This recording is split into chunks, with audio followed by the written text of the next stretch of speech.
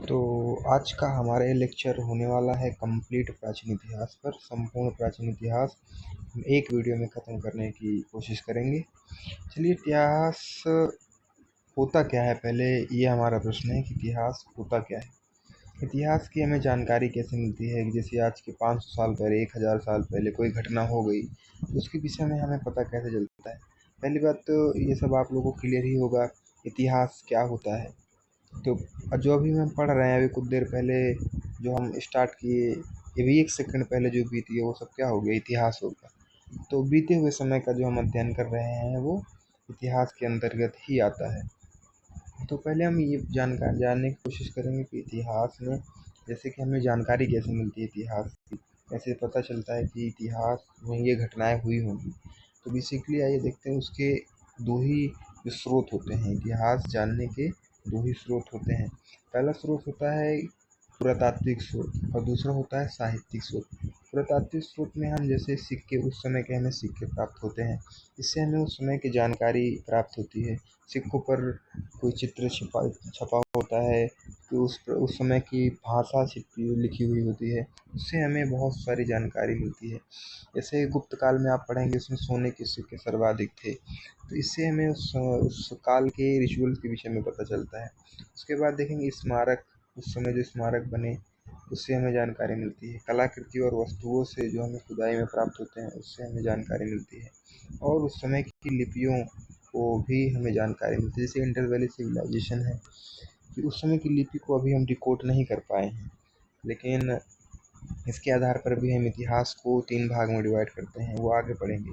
तो मुख्यतः इतिहास जानने के 2 स्रोत होते हैं, एक होता है पुरातात्विक, पुरातात्विक में ये सब आते हैं, और एक होता है साहित्यिक स्रोत। साहित्यिक स्रोत के अंतर्गत मुख्यतः उस समय जो रचनाएं लिखी गई या उस समय जो साहित्य प्राप्त होते हैं वो भी 2 प्रकार के होते हैं, एक रिलीजियस धार्मिक साहित्य और गैर धार्मिक साहित्यिक स्रोत। धार्मिक के अंदर हिंदू साहित्य, बौद्ध साहित्य और जैन साहित्य मिलते हैं, और जबकि गैर धार्मिक में उस समय जो यात्री आए थे, यात्रियों का जो वृत्तांत होता है वो देखने को मिलता है और जीवनियाँ देखने को मिलती हैं। इस सब स्रोतों से ही हमें इतिहास के बारे में जानने को मिलता है, इसी से माध्यम से हम इतिहास को पढ़ते और समझते हैं। चलिए अब आगे देखते हैं इतिहास को कैसे पढ़ा जाए, इतिहास बेसिकली स्टार्ट कहाँ से होता है। तो भारतीय इतिहास की कहानी एक फटाफट स्टार्ट करते हैं। तो भारतीय इतिहास की कहानी तो बहुत पुरानी है। जैसे आज से 13.5 अरब वर्ष पूर्व जो है ब्रह्मांड की उत्पत्ति, बिग बैंग थ्योरी आप लोग ज्योग्राफी में पढ़े होंगे। तो बिग बैंग थ्योरी से मानी जाती है कि आज जो ब्रह्मांड की उत्पत्ति है 13.5 अरब साल पहले, और उसमें भी जो पृथ्वी की उत्पत्ति हुई है वो 4.5 अरब वर्ष पुरानी हुई है। ये सब ज्योग्राफी का टॉपिक है, इसमें हम नहीं पढ़ते। उसके बाद देखेंगे फिर इसी क्रम में जो जलीय जीवों का जो विकास हो गया, उसके बाद इसमें डार्विनवाद सिद्धांत आता है, ये सब भी आप पढ़ेंगे। उसके बाद फिर लगभग मनुष्य की उत्पत्ति जो है वहाँ से लगभग 40 लाख वर्ष पूर्व मानी जाती है, वो भी कहाँ, तो अफ्रीका महाद्वीप में मानी जाती है। तो सभी जो मानव की उत्पत्ति हुई अफ्रीका महाद्वीप में मानी जाती है, और वहीं से मानवों का विकास होता है। वो आदि मानव का पूरे विश्व में विकास एशिया में, यूरोप में, अमेरिका में और अफ्रीका में, आदि कॉन्टिनेंट्स पर भी क्या होता है, आदि मानवों का विकास होता है। उसके बाद इसी श्रेणी क्रम में हम आगे देखते हैं। आगे देखेंगे, इसके आधार पर हमने 3 श्रेणियों में मुख्यतः अध्ययन करेंगे। पहला होता है पूरा पाषाण काल, मध्य पाषाण काल और नवपाषाण काल। पाषाण काल से इसमें पत्थरों के औजारों का उपयोग है, उसके आधार पर हमने इस काल को बांटा है। और मानव अब तक क्या था, अब तक वही मानव क्या था, असभ्य था। लेकिन इसके बाद कुछ चमत्कारिक परिवर्तन ऐसा हुआ, या ऐसा कहो, या फिर जो हमें जानवर से अलग बनाती है, कुछ अलग खोजे हैं। जैसे 2 पैरों पर चलना सीख लिया, आग का आविष्कार हो गया, पहिए का आविष्कार, खेती की खोज, इन सब से हम क्या हो गए, एक सभ्य मानव में आने लग गए। हमने स्थायी निवास, पशुपालन और खेती जैसे कार्य करने लग गए, जिससे हमारी क्या हुई, प्रगति हुई। उसके बाद हम इसी में पढ़ेंगे सिंधु घाटी सभ्यता, जो कि लगभग आज से 5000 साल पुरानी बताई जाती है, उसके विषय में देखेंगे। सिंधु घाटी सभ्यता में फिर इसके बाद आर्यंस आते हैं।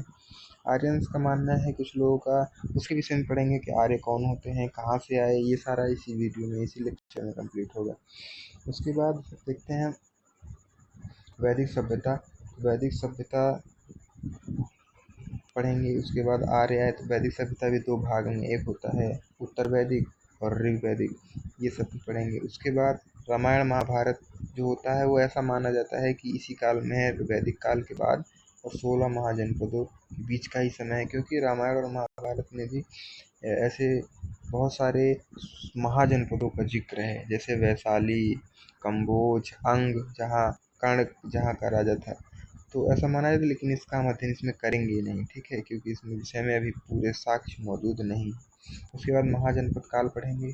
महाजनपद काल के बाद हम कुछ धार्मिक सुधार आंदोलन पढ़ेंगे, जैसे जैन धर्म और बौद्ध धर्म आए, अपने चरमोत्कर्ष पर था इस समय।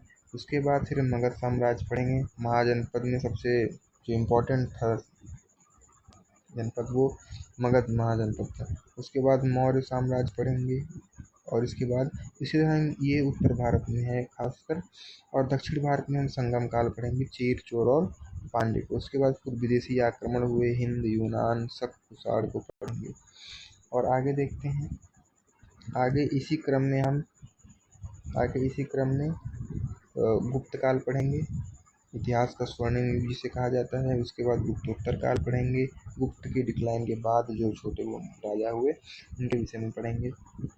उसके बाद हर्षवर्धन पढ़ेंगे, क्योंकि लास्ट बड़े राजा हुए, इसके बाद कोई बड़ा राजा हुआ नहीं। उसके बाद भाई आक्रमण, गुर्जर प्रतिहारों को भी इसी में पढ़ेंगे। इसके बाद से ही हमारा 700 से ईस्वी से लगभग हमारा स्टार्ट हो जाता है मध्यकालीन भारत। उसको हम अगले किसी लेक्चर में कंप्लीट करेंगे, इसमें हम कंप्लीट मेडाइवल हिस्ट्री देखेंगे। उत्तर दक्षिण का मुगल सम्राट पढ़ेंगे, इसमें सल्तनत काल, मुगल काल, ये सब पढ़ेंगे। उसके बाद आधुनिक काल, मराठा, राजपूत, अंग्रेजी हम कभी और क्लियर करेंगे। उसके बाद कांग्रेस, गांधी युग, स्वतंत्रता संग्राम, संघर्ष पढ़ेंगे, और 15 अगस्त 1947 को भारत स्वतंत्र हुआ। ये जो है ये कंप्लीट नीचे हमारा ये मॉडर्न इंडिया का भाग है, आधुनिक भारत का, और मध्यकालीन भारत किसी और लेक्चर में देखेंगे। तो ये हमारा जो आज का वीडियो है ये खासकर प्राचीन भारत के लिए है। तो इसमें देख लीजिए हमें क्या पढ़ना है, यहाँ से हम स्टार्ट करेंगे और पूरा पाषाण काल से होते हुए, और हम ऐसे सारा आज यहाँ हर्षवर्धन, गुर्जर प्रतिहार, वंश, त्रिपक्षीय संघर्ष तक देखेंगे। तो चलिए स्टार्ट करते हैं। भारत का प्राचीन इतिहास। भारत के प्राचीन इतिहास में क्या क्या पढ़ना है पहले हम वो देख लेते हैं। भारत के प्राचीन इतिहास में हमें पढ़ना क्या है, मुख्यतः प्राचीन इतिहास को 3 भागों में डिवाइड करेंगे हम। पहला हो जाएगा प्रागैतिहासिक काल। ये ऐसा काल है कि जब क्या हुआ, लेखन का विकास नहीं हुआ था। हम किसके आधार पर बांट रहे हैं कि लेखन के आधार पर, जिसको हमने पढ़ लिया है और नहीं पढ़ पाए। तो प्रागैतिहासिक काल में क्या हुआ था, लेखन का विकास नहीं हुआ था। इसके विषय में हमें कैसे पता चलता है, इसके विषय में उस समय के औजार, उस समय की चित्रित गुफाओं, तो इन सब से हमें उस समय के विषय में जानकारी प्राप्त होती है। इसे हम पाषाण युग भी कहते हैं। इसी के अंदर हम पाषाण युग पढ़ेंगे। धातुओं के आधार पर भी बांटा गया तो धातु युग भी इसी के अंदर पढ़ेंगे। और इसके बाद है आदि ऐतिहासिक काल, प्रोटो हिस्ट्री। इसमें क्या होता है, जैसे सिंधु घाटी सभ्यता है, लेखन का विकास तो हुआ था लेकिन अभी तक वो हमारे द्वारा डिकोड नहीं की जा सकी, समझी नहीं जा चुकी है ना। तो ऐसी सिंधु घाटी सभ्यता एक ऐसा सभ्यता थी जिसमें अभी लेखन का विकास हो, लेकिन हम अभी समझ नहीं पाए हैं। उसके बाद पढ़ेंगे आदि ऐतिहासिक काल, हिस्टोरिक पीरियड, ऐसा काल जिसमें लेखन का विकास भी हुआ था और हम उसे डिकोड कर लिए, हम उसे पढ़ लिख समझ सकते हैं। तो इसमें इसका अध्ययन करेंगे। चलिए देखते हैं कि करके। अब इसमें मुख्यतः पढ़ना क्या है पहले देख लेते हैं आपको। तो हिस्टोरिक पीरियड में आपको वैदिक युग पढ़ना है, जिसमें ऋग्वैदिक युग पढ़ेंगे 1500 से लेकर 1000 BC तक। उसके बाद उत्तर वैदिक युग पढ़ेंगे 1000 से 500 BC तक। उसके बाद महाजनपद युग, मगध साम्राज्य का विस्तार, उसके अंदर छोटे बड़े डायनेस्टी, नंद वंश, शुंग वंश। उसके बाद सिकंदर का आक्रमण भी इसी समय होता है, पोरस का सिकंदर से युद्ध, झेलम नदी के किनारे, वो भी देखेंगे। उसके बाद मौर्य साम्राज्य पढ़ेंगे। और इधर ये तो हमारा उत्तर भारत में, और दक्षिण भारत में इसी समय क्या हो जाएगा, संगम काल पढ़ेंगे, चीर, चोल और पांड्य। उसके बाद गुप्त काल पढ़ेंगे, जिसमें मौखरी, वकाटक और कामदक ये सब प्रमुख वंश, छोटे बड़े वंश हैं। उसके बाद पुष्यभूति वंश जो है, चालुक्य, पल्लवों को पढ़ेंगे। और फिर धर्म सुधार आंदोलन, धर्म सुधार आंदोलन में पढ़ेंगे जैन धर्म और बौद्ध धर्म। चलिए फिर स्टार्ट करते हैं। तो पहले हम देखते हैं इतिहास को पढ़ने के आधार पर। इतिहास को पढ़ने के आधार पर 3 भागों में बांटा गया है। पहला होगा लेखन के आधार पर। तो लेखन के आधार पर 3 भागों में प्रागैतिहासिक काल, आदि ऐतिहासिक काल और ऐतिहासिक काल। अभी भी मैंने आपको बताया प्रागैतिहासिक काल में प्रोटो हिस्ट्री में हम उसको पढ़ेंगे जिसके विषय में लेखन का विकास नहीं हुआ था, ठीक है। और इसमें आदि ऐतिहासिक काल में पढ़ेंगे हम लेखन का विकास तो हुआ था लेकिन हमारे अभी समझ में नहीं आया है, हम डिकोड नहीं कर पाए हैं। और ऐतिहासिक काल में हम पढ़ेंगे जो हम डिकोड कर चुके हैं और लेखन का विकास भी हुआ था। आदि ऐतिहासिक काल में हम पढ़ेंगे इंडस वैली सिविलाइजेशन। तो उसके बाद धातु के आधार पर भी बांटा गया है इतिहास को। तो ताम्र युग होता है। उसके बाद इसमें जो होता है कमजोर धातु का प्रयोग किया जाता है। उसके बाद कांस्य युग पढ़ेंगे जो इंडस वैली सिविलाइजेशन और तांबा और टिन का प्रयोग करके कांस्य बनाया जाता है, तो इंडस वैली सिविलाइजेशन का पढ़ेंगे। इसमें कांसे का प्रयोग होता था तो कांस्य युग हो गया। लौह युग पढ़ेंगे जो मजबूत हथियार बनाए गए और जिसमें युद्ध हुआ आदि हुई, ये सब ऐतिहासिक काल में पढ़ेंगे। ये धातु के आधार पर 3 भागों में बांटा गया है। उसके बाद विचारधारा के आधार पर इतिहास के स्रोत। विचारधारा के आधार पर ही वामपंथी विचारधारा और दक्षिणपंथी विचारधारा। इसमें देखो मैं आपको बता दूं, वामपंथी विचारधारा और दक्षिणपंथी विचारधारा में मैं आपको बताऊं, मेरा जो रहेगा इस लेक्चर का उद्देश्य रहेगा वो नेशनलिस्ट व्यू रहेगा। इसमें मैं बड़ा उदासीन तरीके से पढ़ाने की कोशिश करूँगा, किसी विचारधारा से प्रभावित होकर उसी की विशेषता बताने लग जाऊँ। और किसी भी जैसे वैदिक काल पढ़ेंगे तो उसमें मैं वैदिक काल की कुछ बुराइयाँ भी रही, वैदिक काल की कुछ बुराइयाँ भी रही जो उत्तर वैदिक काल में दिखाई पड़ती हैं, उत्तर वैदिक काल में, तो उसकी बुराइयाँ मैं बताने लग जाऊँ नहीं, मैं बड़े उदासीन तरीके से एक्सप्लेन करने की कोशिश करूँगा। तो चलिए आगे बढ़ते हैं, स्टार्ट करते हैं। प्रागैतिहासिक काल, प्री हिस्ट्री। आप लोग जानेंगे होंगे प्री हिस्ट्री क्या हो गया। प्री हिस्ट्री में हम क्या, लेखन का विकास नहीं हुआ था, और लेखन का विकास नहीं हुआ था तो हमें जानकारी कैसे मिलती है। जानकारी हमें उस समय के हथियारों से, उस समय की कलाकृतियों से आदि से हमें जानकारी मिलती है। तो प्रागैतिहासिक काल को मुख्यतः 2 भागों में, एक पाषाण युग और एक धातु युग में बांटेंगे, ठीक है। ये हमारे अपने अध्ययन की सरलता के लिए करेंगे। पहले देखते हैं पाषाण काल भी जो होता है, वो पाषाण काल को 3 भागों में डिवाइड किया गया। पहला हो गया पैलियोलिथिक एज, मेसोलिथिक एज और नियोलिथिक एज। पूरा पाषाण काल, तो मानव की उत्पत्ति जो है वो 40 लाख वर्ष, अभी मैंने आपको बताया, तो 40 लाख वर्ष पूर्व से 10,000 तक, ये आपको टाइम पीरियड याद रखना है, कुछ पेपर में ऐसा पूछा जा रहा है। तो 40 लाख वर्ष पूर्व से 10,000 BC तक का जो समय है वो पूरा पाषाण काल है। उसके बाद 10,000 से 6,000 BC तक ये हो गया मध्य पाषाण काल, और 6,000 से 2,000 BC तक ये क्या हो जाएगा, नव पाषाण काल। तो 40 लाख वर्ष पूर्व से 10,000, इसमें क्या होता था, इसमें आखेटक व खाद्य संग्राहक थे, मतलब कि जो भी मिल रहा है खा ले रहे हैं। इसको भी हम 3 भाग में डिवाइड करेंगे, निम्न पाषाण काल, मध्य पाषाण काल, निम्न पूरा पाषाण काल, मध्य पूरा पाषाण काल और उच्च पूरा पाषाण काल। इसको भी हम 3 भाग में डिवाइड करेंगे। उसके बाद इसमें क्या है, आखेटक है, मतलब कि अभी हमारा कोई आखेटक, मतलब हमारा कोई यहाँ फिक्स जैसे खेती वेती नहीं कर रहे हैं, हम जंगल में रह रहे हैं, घूम और खा रहे हैं, ठीक। पशुपालन करने लग गए थे कब, मध्य पाषाण काल में। उसके बाद सूक्ष्म हथियार, जिसको माइक्रोलिथ कहते हैं, सूक्ष्म हथियारों का उपयोग करना सीख गए थे। उसके बाद यहाँ अब नव पाषाण काल में खाद्य उत्पादक हो गए थे, अब हम आखेटक नहीं रह गए, अब हम क्या करें, आप खेती करना सीख गए थे। उसके बाद पालिशदार हथियार, मतलब और नुकीले पत्थर का आविष्कार हमने कर लिया था, जिससे हमें शिकार में मदद मिली। उसके बाद इधर सोर्स हम देखते हैं, इससे अभी मैंने आपको बताया हमें जानकारी कैसे मिलती है इसके विषय में। इसके विषय में हमें जानकारी मिलती है, कैसे पता चला इस काल के विषय में, पुरातात्विक स्रोत क्या है। जानवरों की सींग एवं हड्डियों से हमें इसके विषय में जानकारी मिलती है, पत्थरों के औजारों से, अवशेषों से, चित्रित कलाकृतियों, गुफाओं इत्यादि से और खोपड़ी से, स्केलेटन से हमें इसकी जानकारी मिलती है। तो एक बात यहाँ नोट कर लीजिएगा, याद कर लीजिएगा, भारतीय पुरातत्व का पिता किसे कहते हैं? तो सर अलेक्जेंडर कनिंघम को कहते हैं, ये बात याद रखिएगा। उसके बाद भारत का पुरातात्विक संग्रहालय कहाँ है? तो इंदिरा गांधी मानव संग्रहालय भोपाल में है। इसे किसके अंदर आता है? तो संस्कृति मंत्रालय के अंतर्गत आता है।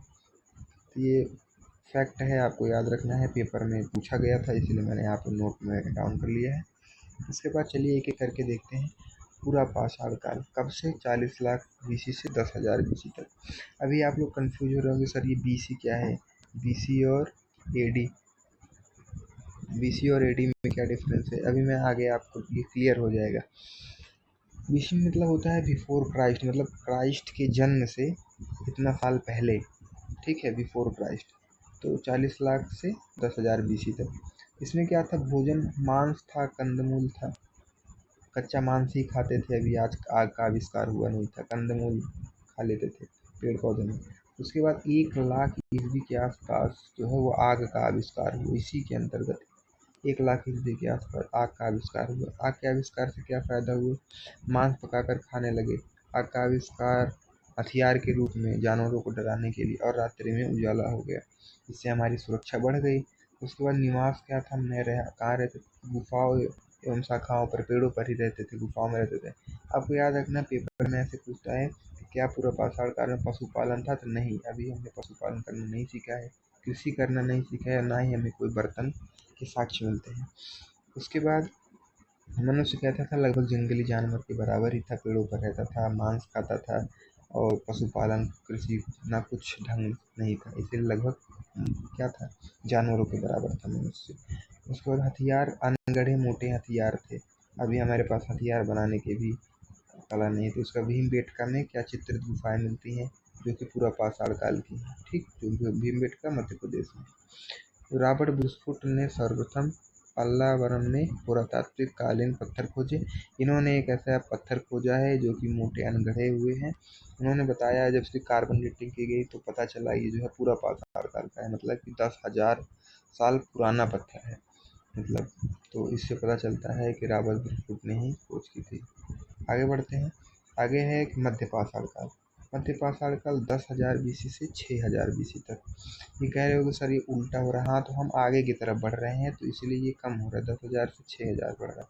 इसमें शिकार पर ही निर्भर थे, लेकिन पशुपालन भी शुरू कर दिया था। तो पशुपालन हमने कब शुरू किया? मध्य पाषाण काल में। ऐसा आपसे प्रश्न पूछे, पहला पालतू पशु क्या था जो मनुष्य द्वारा पाला गया? तो वो था डॉग, यानी कुत्ता था, ये आपको याद रखना है, ठीक। तो मृतकों की अंत्येष्टि से परिचित हो गए थे, समझ रहे हो। उसके बाद छोटे आकार वाले पत्थर, जिसको माइक्रोलिथ कहा जाता है, का उपयोग करने लग गए थे। अस्थियों व सींगों से निर्मित हथियार भी बनाने लग गए थे। इसके साक्ष्य में कहाँ मिलते हैं? आदमगढ़, आदमगढ़ में यूपी में, और एमपी में, और बागौर राजस्थान में मिलते हैं। अब देखते हैं नवपाषाण काल। नवपाषाण काल में, नवपाषाण काल जो 6,000 बीसी से 2,000 बीसी तक, इसमें हम खेती बाड़ी करना सीख गए थे, पशुपालन भी करना सीख गए थे, अस्थाई बसावट हो गया था, हम एक जगह पर टिकने लग गए थे, घुमंतु खेती नहीं करते थे। उसके बाद बर्तन भी साक्ष्य मिलते हैं, और वस्त्र पहनना सीख गए थे। तो कृषि में क्या सर्वप्रथम कृषि की शुरुआत नवपाषाण काल में हुई। गेहूँ चावल, अभी तक हम सिर्फ गेहूँ और चावल ही, मोटे अनाजों की पैदावार ही कर रहे थे। उसके बाद मेहरगढ़ में हमें, बलूचिस्तान जो आज के पाकिस्तान में है, तो वहाँ पर हमें साक्ष्य मिलता है गेहूँ और जौ के, कि नवपाषाण काल के हैं। पशुपालन में पशुओं से गहरा परिचय, पशुपालन विस्तार हो गया। पहला जानवर क्या था? कुत्ता, उसको भेड़, बकरी, घोड़े इत्यादि की हमने पशुपालन करना भी स्टार्ट कर दिए थे।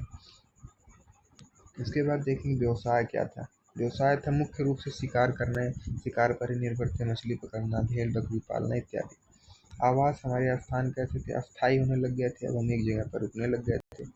नदी के किनारे अधिकतर, आप जितनी भी सिविलाइजेशन पढ़ेंगे वो लगभग नदी के किनारे ही पाई जाएंगे, क्योंकि मनुष्य को पानी की ज़रूरत है, और पानी के बगैर रह नहीं पाएगा, तो इसीलिए पानी, नदी के किनारे ही आप हमें सिविलाइजेशन देखने को मिलते हैं। बाँस और मिट्टी के लेप से बने झोपड़ियों में निवास करने लगे। कश्मीर में एक बुर्जहोम मिलता है, जो बुर्जहोम यहाँ गर्त निवास, मतलब ज़मीन के नीचे रहने के भी हमें साक्ष्य मिलते हैं कश्मीर में। और उसमें मिट्टी के बर्तन मृतभांड कहते हैं, बनाना शुरू कर दिए थे।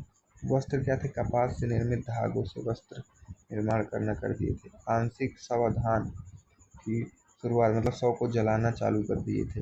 उसके बाद पालीदार पत्थरों के उपकरण देखने को मिलते हैं जो कि बहुत शार्प होते हैं, जिससे शिकार में काफ़ी मदद मिलती है। उसके बाद पहियों का आविष्कार, ये बहुत इंपॉर्टेंट है। पूछता है पहियों का आविष्कार, पहियों का आविष्कार नवपाषाण काल में। और आग का आविष्कार पूछेगा तो इससे पहले हमने पढ़ा।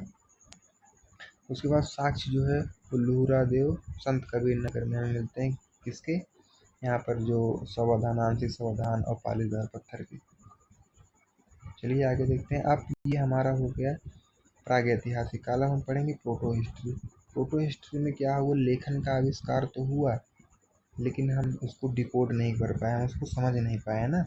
इसमें हम पढ़ेंगे आद्य ऐतिहासिक काल, प्रोटो हिस्ट्री। इसमें इंडस वैली सिविलाइजेशन का मेन है, जिसकी अभी तक हम डिकोड नहीं कर पाए। इसका कार्यकाल क्या था, 2500 से 1750 BC तक। ये बहुत ही विवादित है, क्योंकि किसी किताब में 2500 से 1700 दे दिया है, 1600 दे दिया है। ये NCERT, न्यू NCERT का टाइम लाइन है, आप इसे याद रखें।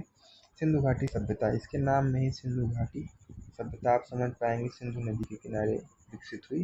हालांकि और बहुत सारी नदियाँ थी, लेकिन मुख्यतः जो विकास हुआ इस सभ्यता का वो सिंधु नदी के किनारे। इंडस वैली सिविलाइजेशन का इवोल्यूशन कैसे हुआ, तो पहले क्या थे, घुमंतु थे हम लोग। घुमंतु से कृषि की शुरुआत हुई, कृषि की शुरुआत हुई तो अस्थायी निवास की जरूरत पड़ी, और अस्थायी निवास तो के लिए आसान जीवन शैली चाहिए। उसके लिए हमें पानी की ज़रूरत है, तो पानी नदियों के किनारे ही मिलेगा। इसीलिए सभ्यता का विकास भी सिंधु नदी के किनारे ही हुआ, जिससे इसका नाम ही सिंधु घाटी सभ्यता पड़ा। उसके बाद आसान जीवन शैली से समाज का निर्माण होगा, और फिर जब समाज का निर्माण हो जाएगा उसे कहेंगे सभ्यता।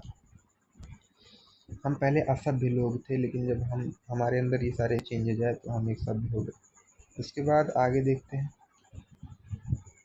आगे इसमें कह रहा है सभ्यता किसे कहते हैं, सभ्यता से कहते हैं ऐसा समाज जिसकी संस्कृति और जीवन जीने की शैली क्या उच्च श्रेणी की हो, उसे सभ्यता कहते हैं। तो इंडस वैली सिविलाइजेशन की मुख्य बातें देखते हैं। अन्य नाम इसका हड़प्पा सभ्यता है, क्योंकि इसका जो मुख्य शहर था हड़प्पा था, इसलिए हड़प्पा सभ्यता के नाम से भी जानते हैं। सिंधु एवं सहायक नदियों के किनारे विकसित सभ्यता, ठीक है, ये सिंधु एवं सहायक नदियों के किनारे विकसित हुई सभ्यता है। और ब्रोंज एज, कांस्य युगीन सभ्यता, इसमें हम कांस्य का उपयोग देखने को मिलता है, ठीक है, तांबे और टिन का उपयोग करके बनाया जाता है। आगे देखते हैं। आगे है John Marshall. John Marshall first time Indus Valley Civilization नाम दिया, ये भी याद रखिएगा। जॉन मार्शल, यह विश्व की सबसे प्राचीन एवं बृहद सभ्यताओं में से एक है, सबसे बड़ी सभ्यता है। इसके आज के डेट में लगभग 1000 से ज़्यादा साइट्स मिले हैं, जो कि आज के अफगानिस्तान, पाकिस्तान, भारत में देखने को मिलता है। उसके बाद इस सभ्यता के लोग अन्य सभ्यताओं से भी जुड़े थे, हमें व्यापार भी देखने को मिलता है कि अन्य सभ्यताओं से भी जुड़े थे। मेसोपोटामिया की सभ्यता से, चीन की सभ्यता से, वहाँ से व्यापार के साक्ष्य भी मिलते हैं। उसके बाद इंडस वैली खोजकर्ता जो थे RD साहनी थे, दयाराम साहनी। उसके बाद इसके जो प्रमुख साइट्स अभी मैं देख रहा हूँ, मुख्य निवासी क्या थे, द्रविड़ थे। मुख्य निवासी को द्रविड़ कहा जाता था, जो यहाँ के थे। और सभ्यता कैसी थी, नगरीय सभ्यता थी, वो अर्बन सिविलाइजेशन थी। इसके बाद इसके जो प्रमुख साइट्स है कि सबसे दिखता है, सबसे उत्तर में इसका क्या साइट था, तो मांडा था, यहाँ पर जम्मू एंड कश्मीर में। उसके बाद यहाँ सबसे पूछता है सबसे दक्षिण में कौन था, दामादाबाद था, और महाराष्ट्र में। उसके बाद सबसे पश्चिम में पूछेगा तो आप बताएंगे अलीपुर था, यूपी में। और सबसे यहाँ पूर्व में पूछेगा तो आप बताएंगे सुतकोडग में, बलूचिस्तान जो कि है। ये इसके साइट्स हैं जो कि सबसे पूर्व, पश्चिम, उत्तर और दक्षिण में है। इतनी दूरी तक फैला हुआ था, एक पतंग के आकार का फैला हुआ था, आप ऐसे देख रहे होंगे, इसलिए आगे भी इसकी चर्चा करेंगे। इसके जो सबसे बड़े 6 बड़े शहर नगर थे, कौन था, मोहनजोदड़ो, हड़प्पा, गढ़वारीवाला, धौलावीरा, राखीगढ़ी, कालीबंगा, और एक लोथल भी था जो कि बंदरगाह था, आज की गुजरात में है। सर्वाधिक स्थल जहाँ है गुजरात में, बंदरगाह, लोथल और सुतकोडगा। आगे देखते हैं। इसमें स्नानागार की बड़ी इमारतें थी, स्नानागार की, जो कि इतनी बीमा की थी, लंबाई गुणे चौड़ाई गुणे यहाँ ऊंचाई दिया गया है।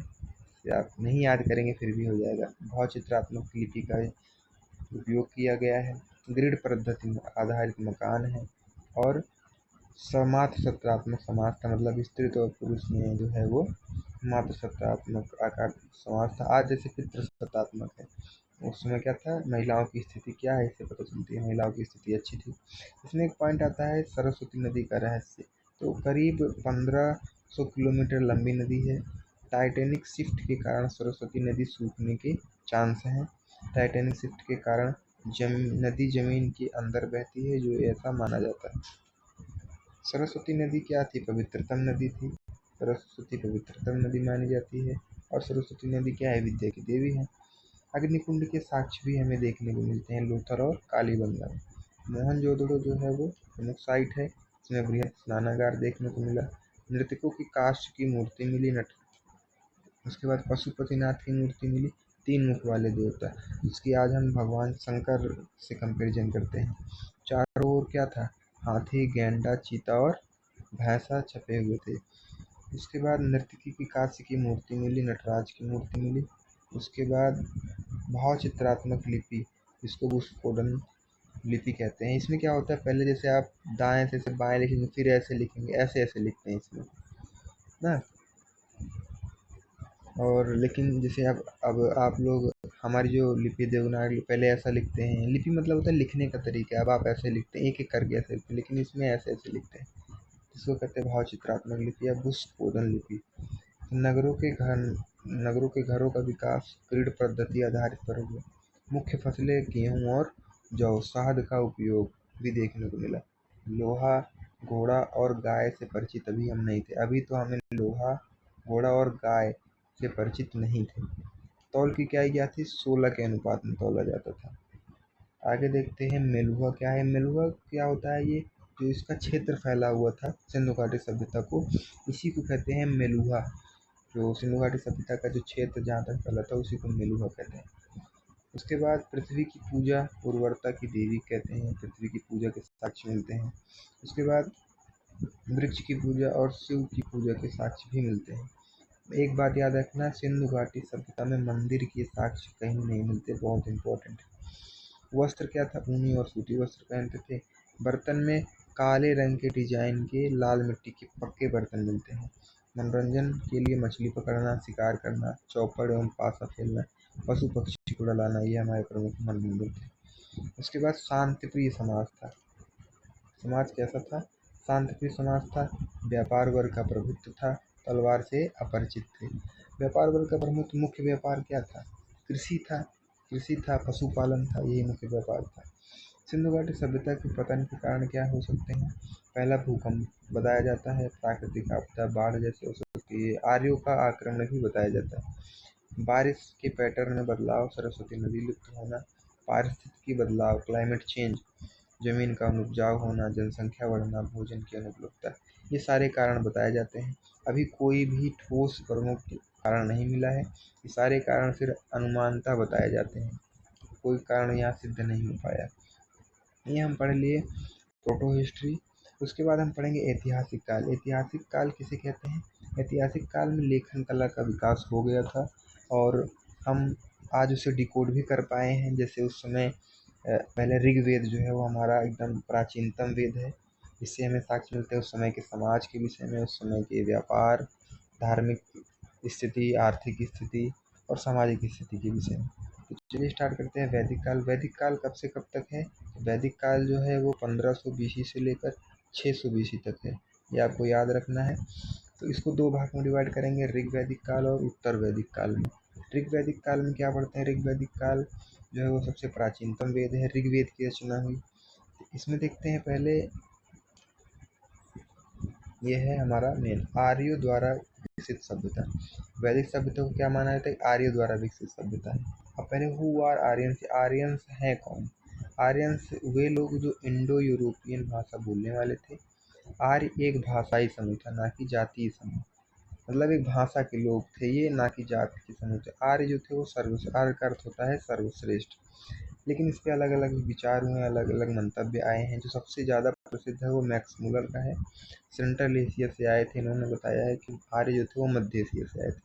लोकमान्य तिलक भी, इन्होंने एक किताब भी लिखी है आर्किटिक होम थ्योरी। इनका मानना है कि आर्किटिक से आए थे। दयानंद सरस्वती का कहना है तिब्बत होम थ्योरी, तिब्बत से आए थे। इसी तरह मेयर एक थे, उनका कहना है पामीर के पठार से आए हैं। अब देखते हैं ऋग वैदिक काल। वैदिक काल को दो मुख्य रूप में बांटा गया है। अब देखते हैं ऋग वैदिक काल। ऋग वैदिक काल पहले तो इसका टाइमलाइन क्या है, 1500 BC से 1000 BC तक है। आर्य सर्वप्रथम पंजाब एवं अफगानिस्तान में बसे और ग्रामीण सभ्यता, संस्कृत भाषा थी उस समय, और सभ्यता कैसी थी, ग्रामीण सभ्यता थी। लेकिन अगर आपसे पूछे इंडस वैली सिविलाइजेशन कैसी सभ्यता थी, तो शहरी सभ्यता थी। ठीक है, ये थे अभी रूरल बैकग्राउंड से थे।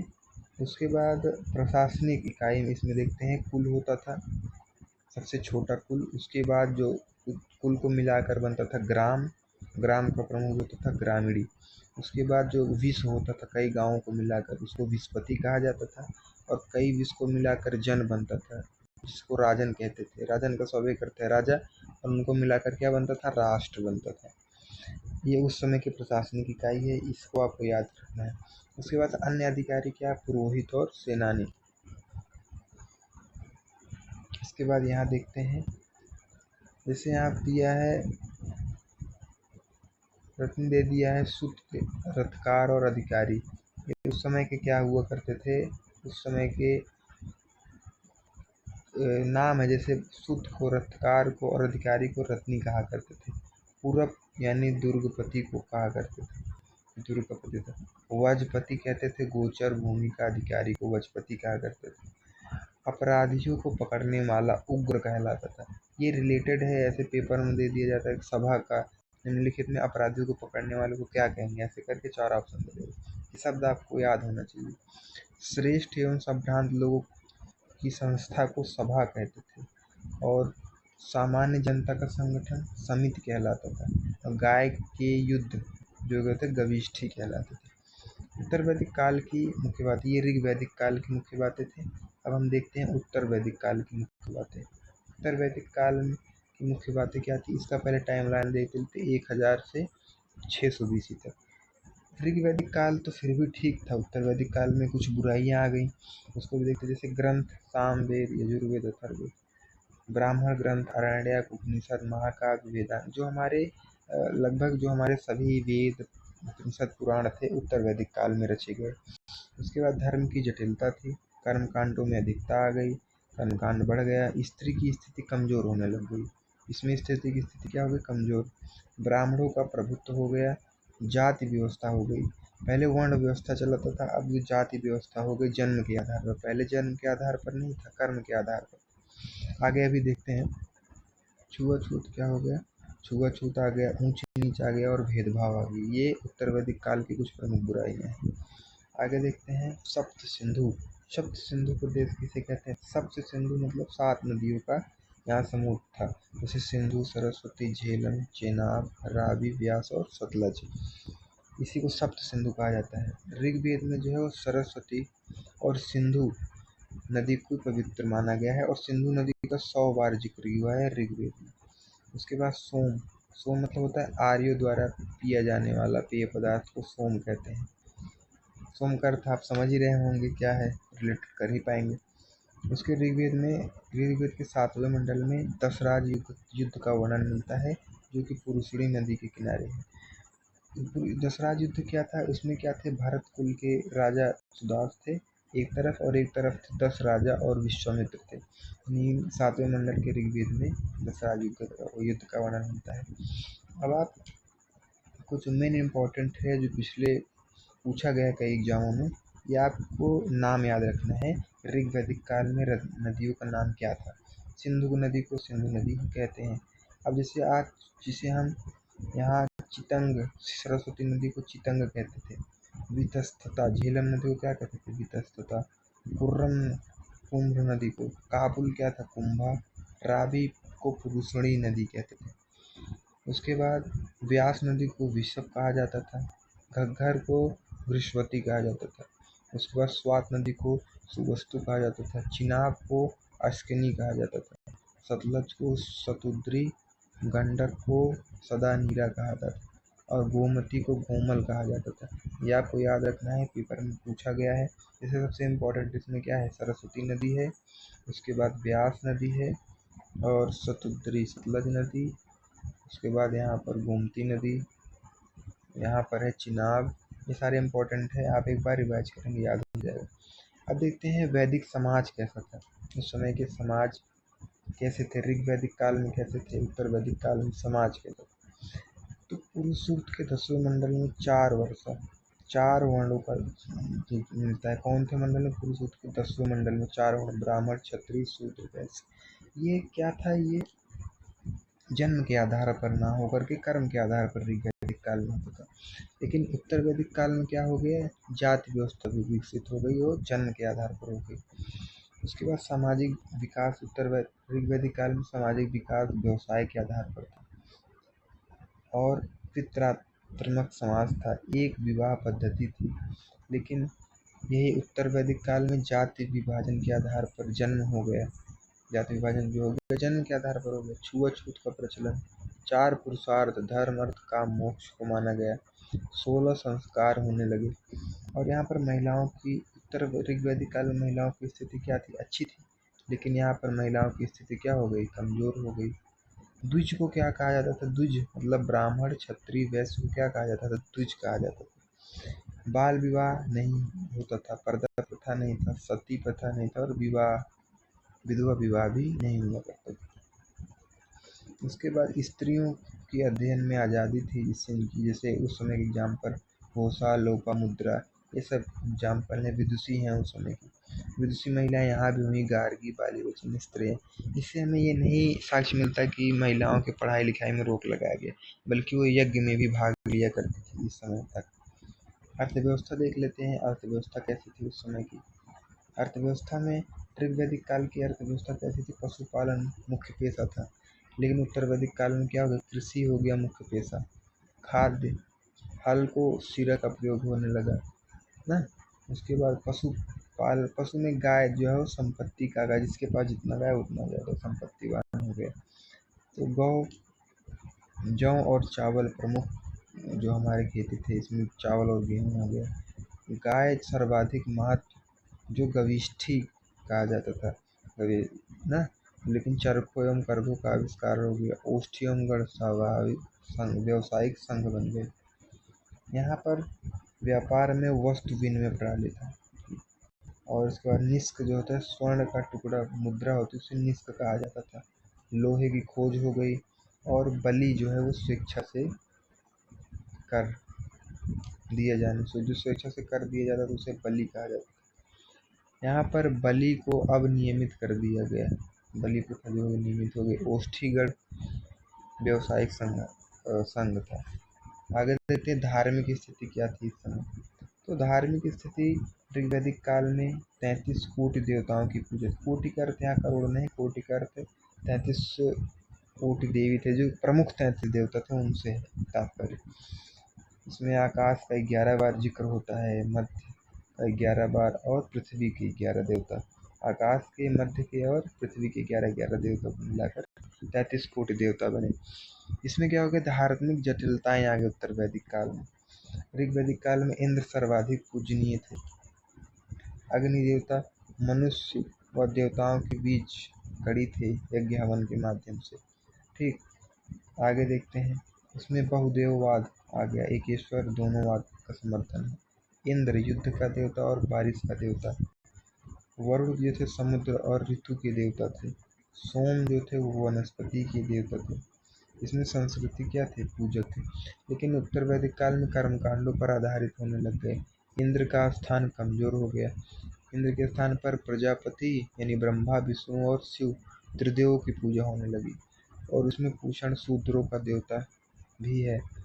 ब्राह्मणों का प्रभुत्व बढ़ा, सामान्य लोग धर्म से दूर भागे।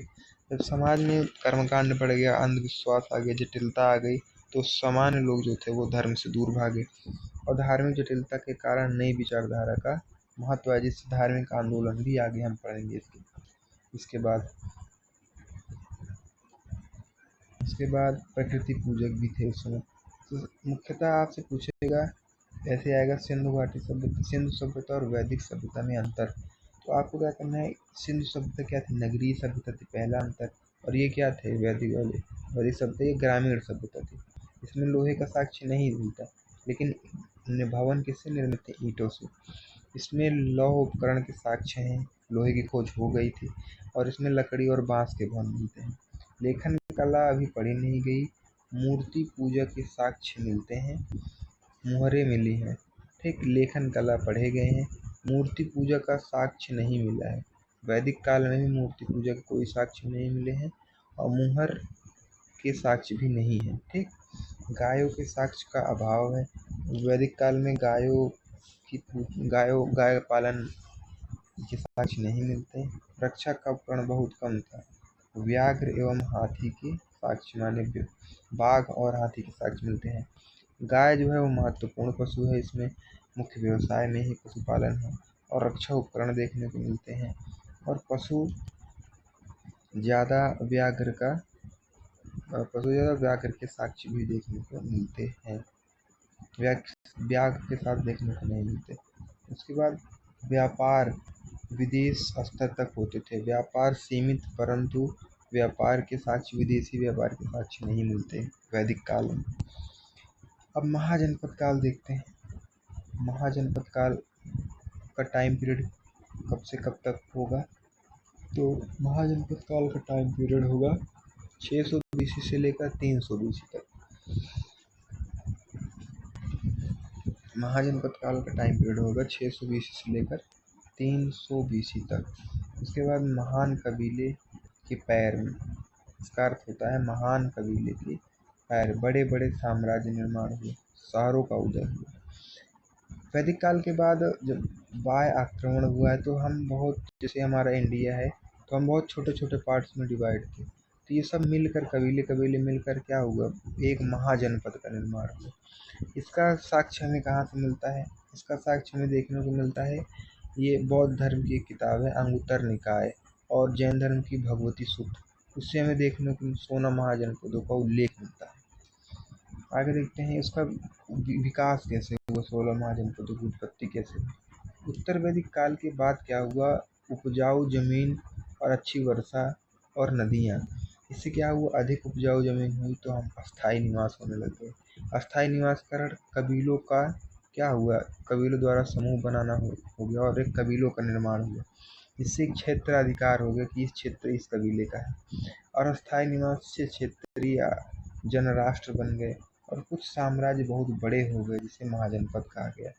समझ गए महाजनपद का विकास कैसे हुआ। महाजनपदों की विशेषताएं क्या हैं, महाजनपदों की विशेषताएं हैं, किलों का निर्माण किए जाने लगा, आक्रमण से रक्षा, अपनी शान शौकत और दिखावे का तरीका।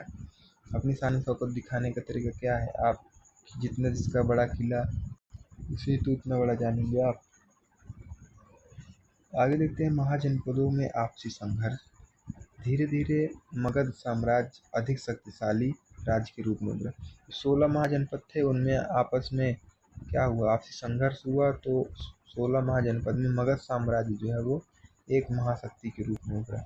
और आपको इन 16 महाजनपदों के नाम जरूर याद करने हैं, और उसकी राजधानी और उसका वर्तमान में क्षेत्र का है। जैसे गांधार, इसकी राजधानी तक्षशिला, आज के रावलपिंडी और पेशावर जो पाकिस्तान में है, वहाँ पड़ता है।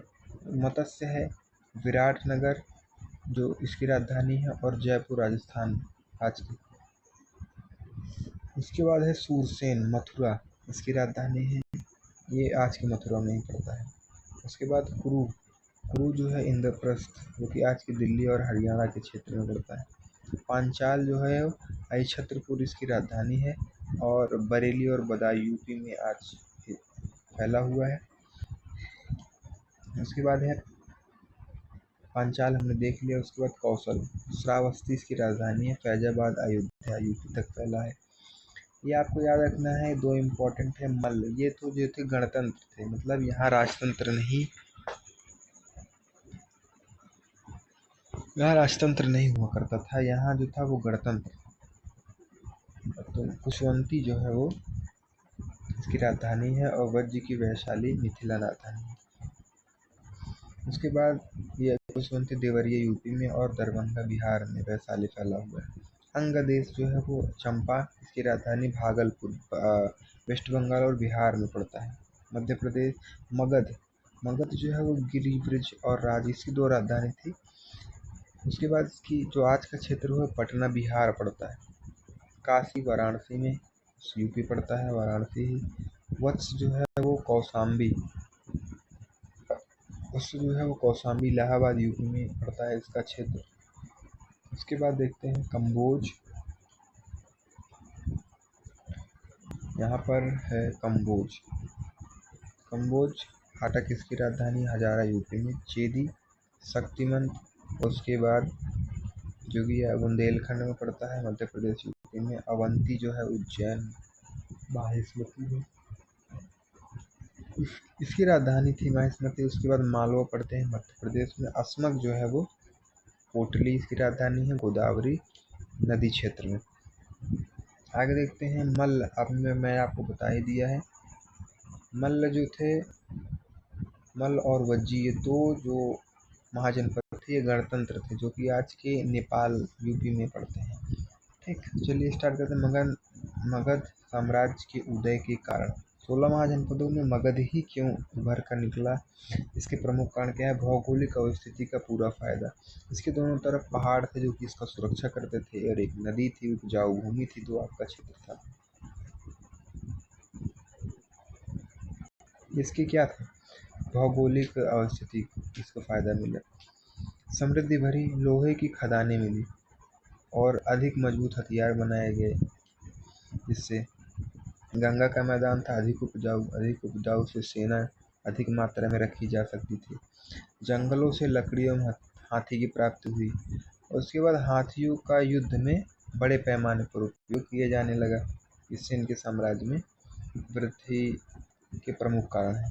इनकी राजधानी जो थी वो राजगीर और पाटलिपुत्र थी। रणनीतिक महत्व वाली राजधानी थी इनकी। राजगिरी कब थी? राजगिरी 5 पहाड़ियों से घिरा हुआ था, जो कि इसे प्राकृतिक सुरक्षा प्रदान करता था। और पाटलिपुत्र जो था वो सोन एवं गंगा के नदी के बीच में था, जो जल दुर्ग था। ये भी प्राकृतिक सुरक्षा ही प्रदान करता था। उसके बाद देखते हैं अनऑर्थोडॉक्स कैरेक्टर के मगध सोसाइटी जो थी वन अनऑर्थोडॉक्स थी। उसके बाद व्यापारिक बढ़ोतरी, नए नगरों का विकास एवं धातु संपत्ति। कर प्राप्ति में बढ़ोतरी, इससे व्यापारिक बढ़ोतरी तो कर प्राप्ति में बढ़ोतरी हुई। अधिक मजबूत राज्य बन के उभरा, इसी प्रमुख कारण थे, जिससे क्या हुआ, ये अधिक मजबूत राज्य बन के। अब मगध क्षेत्र में बहुत छोटी बड़ी डायनेस्टियाँ राज की, जैसे उसमें प्रमुख है हर्यक वंश, शिशुनाग वंश, नंद वंश, मौर्य वंश, शुंग वंश और कर्ण वंश। ये मगध साम्राज्य पर राज रूल करने वाली जो प्रमुख डायनेस्टी है, इसका हम अध्ययन करेंगे एक एक करके। पहला देखते हैं, यहाँ है हर्यक वंश, 544 BC से जो 413 BC तक है इसका टाइम पीरियड। हर्यक वंश, उसमें भी जो बिम्बिसार जो थे वो प्रमुख शासक थे। बिम्बिसार 544 से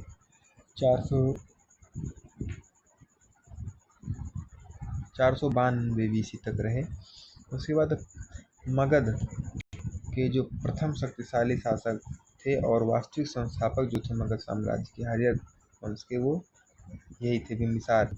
राजगिरी को अपना राजधानी बनाया हुआ था, और बिम्बिसार का राजवैद्य जो था जीवक था, जीवक बुद्ध एवं महावीर के समकक्ष। इसी टाइम पीरियड पर लगभग बुद्ध और महावीर भी थे, जो हम धार्मिक आंदोलन में उनको डिटेल में अलग से पढ़ेंगे। आगे देखते हैं अजातशत्रु। अजातशत्रु अपने ही पुत्र बिम्बिसार को मारकर जो है वो गद्दी पर बैठा। इसका टाइम पीरियड 492 से 460 BC तक रहा। साम्राज्य विस्तार पर अधिक जोर दिया। प्रथम बुद्ध काउंसिल का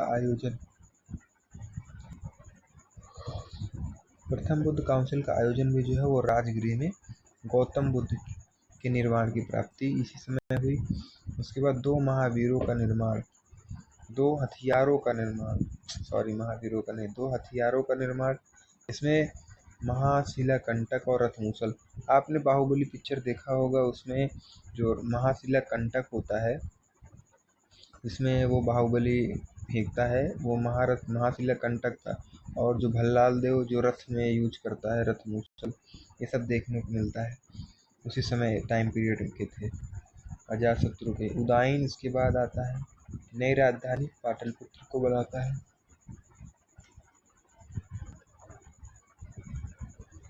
उदयन भी अपने पिता यानी अजातशत्रु को मारकर ही गद्दी पर बैठा है। ये सब अपने बाप बेटे ही अपने बाप को मार के बैठ रहे हैं। उदयन 460 से 444 बीसी तक। उसके बाद नागदशक आता है जो कि हर्यक वंश के अंतिम शासक थे। इनके अमात्य शिशुनाग ने नागदशक को गद्दी से हटाया। ठीक, आगे देखते हैं। इसके बाद शिशुनाग वंश आता है। दूसरा सबसे बड़ा वंश क्या था? शिशुनाग वंश। शिशुनाग वंश 413 से 345 बीसी तक। संस्थापक कौन थे? शिशुनाग तथा कालाशोक को राजधानी इन्होंने बनाया। ठीक, राजधानी कालाशोक। वैशाली को दूसरी राजधानी बनाया। अवंती एवं वत्स को मगध में मिलाया। ये भी अलग से महाजनपद थे, इन्होंने क्या इसमें मिला लिए। किसमें? मगध में। कालाशोक के समय द्वितीय बौद्ध संगुति। कालाशोक क्या थे? राजा थे। शिशुनाग वंश के संस्थापक शिशुनाग थे। और कालाशोक ये वैशाली में हुई बौद्ध संगुति। कालाशोक भी यहाँ पर राजा का नाम, मिस्टेक है शायद, ये कालाशोक जगह का नाम भी है। तो द्वितीय बौद्ध संगीति कहाँ हुई? वैशाली। आपको बौद्ध संगीति अलग से पढ़ा देंगे, अभी रटने की जरूरत नहीं। उसके बाद देखते हैं तीसरा है नंद वंश, 345 से 321 बीसी तक। महापद्मनंद और घनानंद। महापद्मनंद कौन थे? महापद्मनंद एक छत्र की उपाधि धारण की। पहला गैर क्षत्रिय शासक था। अन्य नाम क्या था? सर्व छत्रांतक मानता था। उसके बाद घनानंद आए। घनानंद नंदवंश के अंतिम शासक कहलू थे। सिकंदर पर आक्रमण इन्हीं के समय में हुआ था। एरोगेंट और क्या था? एग्रेसिव रूलर था। अधिक कर आरोपण कर जनता परेशान थी इससे। कौटिल्य के मार्गदर्शन में चंद्रगुप्त मौर्य ने जो घनानंद की हत्या कर मौर्य साम्राज्य की नींव रखी। तो अब हमारा अगला क्या हो जाएगा? वंश जो हो जाएगा वो मौर्य साम्राज्य हो जाएगा। लेकिन उससे पहले हम इस समय जो है विदेशी आक्रमणों को पढ़ लेते हैं। समकालीन विदेशी आक्रमण जो कि नॉर्थ वेस्ट इंडिया की तरफ से आए थे। इंडिया में प्रवेश के नॉर्थ वेस्ट की तरफ से। उत्तर पश्चिम में महाजनपद का आपसी संघर्ष कम्बोज और कंधार चल रहा था। जबकि कोई ताकतवर बाउंड्री जो होता है, जैसे देश की जो बाउंड्री है, यदि उस पर कोई शासक नहीं है, मजबूत शासक, तो क्या हो जाएगा? बाह्य आक्रमण आएंगे और अंदर प्रवेश करेंगे। उसी का फायदा उठाया विदेशी आक्रमण में। कोई ताकतवर साम्राज्य स्थापित नहीं हुआ था मगध के अलावा। इसी परिस्थिति के कारण बाह्य आक्रमण हुए। पर्शियन का अटैक हुआ। उसके बाद जो कि मकदूनिया और ग्रीस देश से थे, उनका भी अटैक हुआ। उसके बाद पढ़ते हैं साइरस, जो कि प्रथम विदेशी आक्रमण माना जाता है। कब? 558 से 529 तक। इसके बाद डायरस आया। डायरस ने 516 में बीच में पंजाब सिंधु नदी तक आक्रमण किया और वहाँ पर कब्जा भी किया इसने, और वहाँ पर कुछ दिन राज भी किया। फिर सिकंदर का आक्रमण 326 बीसी में। सिकंदर का आक्रमण जो हुआ 326 बीसी में हुआ पश्चिमोत्तर क्षेत्र में। वह मकदूनिया ग्रीस का राजा था। खैबर दर्रा से भारत में प्रवेश किया। कौन से दर्रे से? खैबर दर्रा से। राजा पोरस के साथ झेलम नदी के तट पर युद्ध किया था और वहीं से वापस लौट गया था और अपने सेनापति थे उनको छोड़कर, सेल्यूकस निकेटर को छोड़कर गया था, सौंप कर। आगे देखते हैं। आगे है जैन धर्म। वो सिकंदर के लौटने का प्रमुख कारण एक और था कि उसको पता चला आगे जो थे वो मगध साम्राज्य था और पोरस राजा ने वैसे भी उनका बहुत नुकसान कर दिया था। वो थक गया था, उसकी सेनाएं थक गई थी, इसलिए वो आगे नहीं बढ़ा। चलिए देखते हैं जैन धर्म। प्रमुख धार्मिक आंदोलन में जैन धर्म। जैन जिन शब्द से बना है, जिनका अर्थ होता है इंद्रियों को जीतना। प्रथम 3 तीर्थंकर कौन थे? ऋषभदेव, ठीक, आदित्यनाथ भी नाम से इनका ऋग्वेद में भी इनका वर्णन देखने को मिलता है। 23वें तीर्थंकर पार्श्वनाथ थे, काशी में। राजा अश्वमेध इक्ष्वाकु वंश के थे। अन्यायी कौन थे? नीलकंठ। इन्होंने 4 शिक्षाएं दी: सत्य बोलना, चोरी न करना, हिंसा न करना और संपत्ति न रखना। इन्होंने 4 सत्य दिए। 24वें तीर्थंकर बहुत ही इम्पोर्टेंट है, महावीर स्वामी वर्धमान महावीर जैन, 540 ईस्वी में 540 वैशाली के निकट कुंडल ग्राम के कश्यप गोत्र में जातक कुल में राजा सिद्धार्थ के घर पर जन्म हुआ। इनके भाई जो थे नंदीवर्धन थे, माता त्रिशला लिच्छवी शासक की चेतक की बहन थी, पत्नी यशोदा थी, पुत्री जो है इसकी प्रियदर्शनी और दामाद जो था इसका जमाली था। उसके बाद 30 साल की अवस्था में इन्होंने गृह त्याग किए और 12 साल बाद 42 वर्ष की अवस्था की उम्र में ज्ञान प्राप्ति हुई। ज्ञान प्राप्ति को क्या कहा जाता है? कैवल्य कहते हैं। ठीक, तो जंभिक ज्ञान प्राप्ति कहाँ हुई? जंभिक ग्राम में ऋजुपालिका नदी के किनारे साल वृक्ष के नीचे इनको ज्ञान की प्राप्ति हुई, कैवल्य की प्राप्ति हुई। और देखते हैं महावीर स्वामी विजेता, इसका अर्थ होता है विजेता, जिन, निर्ग्रंथ और अहर्ता, पूज्य। धर्म केंद्र क्या था? वैशाली था। जमाली और चंपा इनके प्रथम शिष्य थे। तो प्रथम शिष्य कौन हुए इनके? जमाली थे। और जमाली इनके क्या लगते थे? अभी मैंने पीछे बताया, आपको बताना है। उपदेश इन्होंने प्राकृत और पाली भाषाओं में दिया। ग्रंथ भी इनकी प्राकृतिक भाषाएं में देखने को मिलते हैं। इन्होंने 3 रत्न दिए: सम्यक ज्ञान, सम्यक दर्शन और सम्यक आचरण। पंच महाव्रत दिया: अहिंसा, सत्य, अस्तेय, अपरिग्रह और ब्रह्मचर्य। ईश्वर के होने को इन्होंने नकारा है, ईश्वर को नहीं मानते थे। आत्मा पर विश्वास था इनको, पुनर्जन्म पर विश्वास करते थे, कर्मवाद पर विश्वास था, जियो और जीने दो की इनकी नीति थी। सप्तभगी ज्ञान को स्यादवाद, अनेकांतवाद भी कहा गया। उसके बाद निर्वाण की प्राप्ति मतलब इनको कहाँ हुई? मतलब इनकी मृत्यु कहाँ हुई? 468 ईस्वी में लगभग पावापुरी में और पावापुरी राजगीर में इनकी मृत्यु हुई। निर्वाण की प्राप्ति। जैन धर्म जो आध्यात्मिक विचार था, सांख्य दर्शन, कपिल मुनि थे। और प्रमुख राजा जो थे जिन्होंने जैन धर्म को अपनाया, उदयन थे, चंद्रगुप्त मौर्य, कलिंग नरेश खारवेल, चंदेल शासक थे, राष्ट्रकूट राजा अमोघवर्ष, ये जो थे वो प्रमुख राजा थे जिन्होंने जैन धर्म को अपनाया। 300 ईस्वी पूर्व में भद्रबाहु थे कर्नाटक में दिगंबर, और स्थूलभद्र जो थे मगध में इन्होंने श्वेतांबर। तो जैन धर्म 2 मुख्य भाग में बट गया, दिगंबर और श्वेतांबर। तो दिगंबर के जो थे संस्थापक भद्रबाहु और श्वेतांबर के जो थे वो स्थूलभद्र थे। ठीक, और इसमें एक भद्रबाहु की रचना है कल्पसूत्र, इसमें तीर्थंकरों की जीवनी देखने को मिलती है। इसमें देखते हैं प्रमुख जैन समितियां हुई, 2 समितियां हुई। प्रथम समिति जो है वो 322 बीसी में पाटलिपुत्र बिहार में स्थूलभद्र के नेतृत्व में चंद्रगुप्त मौर्य सम्राट थे। इसमें श्वेतांबर और दिगंबर 2 भाग में विभाजित हो गया। द्वितीय संगीति 512 बीसी में वो वल्लभी गुजरात में हुआ, देवाधि ऋषि के नेतृत्व में कुमारगुप्त के शासनकाल में, और इसमें आगम ग्रंथ लिखे गए और क्षमा श्रवण लिखा गया। उसके बाद मंदिर जो है वो बाहुबली गोमतेश्वर मंदिर श्रवणबेलगोला में है, जो कर्नाटक में। दिलवाड़ा के जैन मंदिर बहुत ही इम्पोर्टेंट है, सिरोही में है। ठीक, माउंट आबू। आगे देखते हैं उप संप्रदाय भी निकले, तेरहपंथी और 20पंथी। आगे देखते हैं बौद्ध धर्म, बहुत ही इम्पोर्टेंट है बौद्ध धर्म। संस्थापक सिद्धार्थ गौतम बुद्ध को माना जाता है, 563 से लेकर 483 बीसी तक। जन्म जो है वो कपिलवस्तु के लुम्बिनी नामक ग्राम में हुआ। इनका बचपन का नाम सिद्धार्थ था। पिता शुद्धोधन शाक्यगढ़ राज्य के मुखिया थे। माता जो थी माया देवी थी, गौतमी। ठीक, मौसी इनकी गौतमी इनकी मौसी थी, जिन्होंने इनका पालन पोषण किया था और उसी से इनका नाम पड़ा गौतम, शायद पालन पोषण किया था। उसके बाद पत्नी इनकी यशोधरा थी, 16 वर्ष की उम्र में शादी की और इनका एक पुत्र हुआ राहुल। इन्होंने एक बार ये अपने सैर पर निकले थे, भ्रमण पर निकले थे। तो कौन से भ्रमण पर निकले थे? अपने साथी चन्ना के साथ, चन्ना साथी। और कौन सा घोड़ा था? कंथक घोड़ा था। घोड़े का नाम कंथक था और साथी जो इनका रथ हाँक रहा था वो था क्या? सारथी जो था उसका नाम चन्ना सारथी था।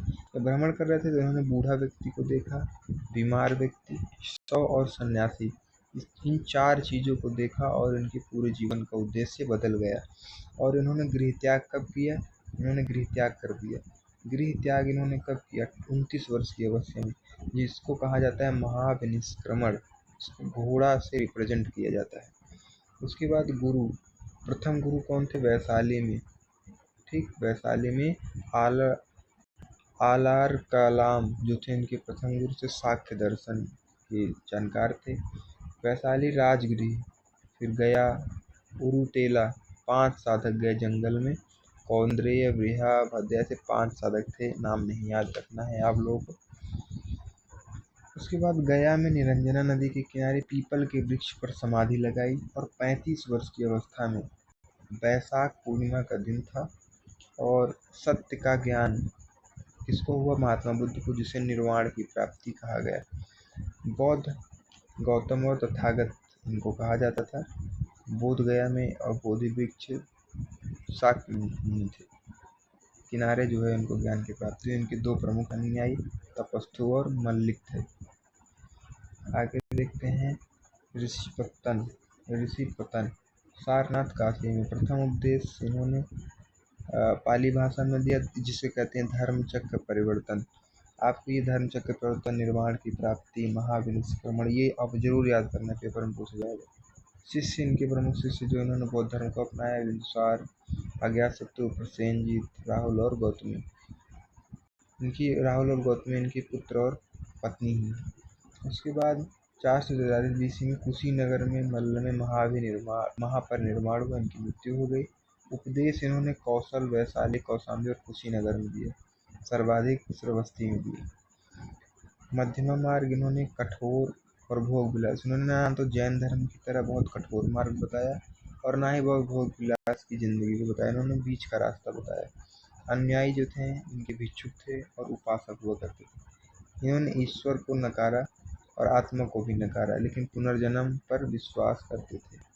4 आर्य सत्य बताए। संसार दुख में है, दुख को रोका जा सकता है। दुख का कारण क्या है? दृष्टा यानी आपकी इच्छा, और उससे कैसे जीतोगे? अष्टांगिक मार्ग बताया।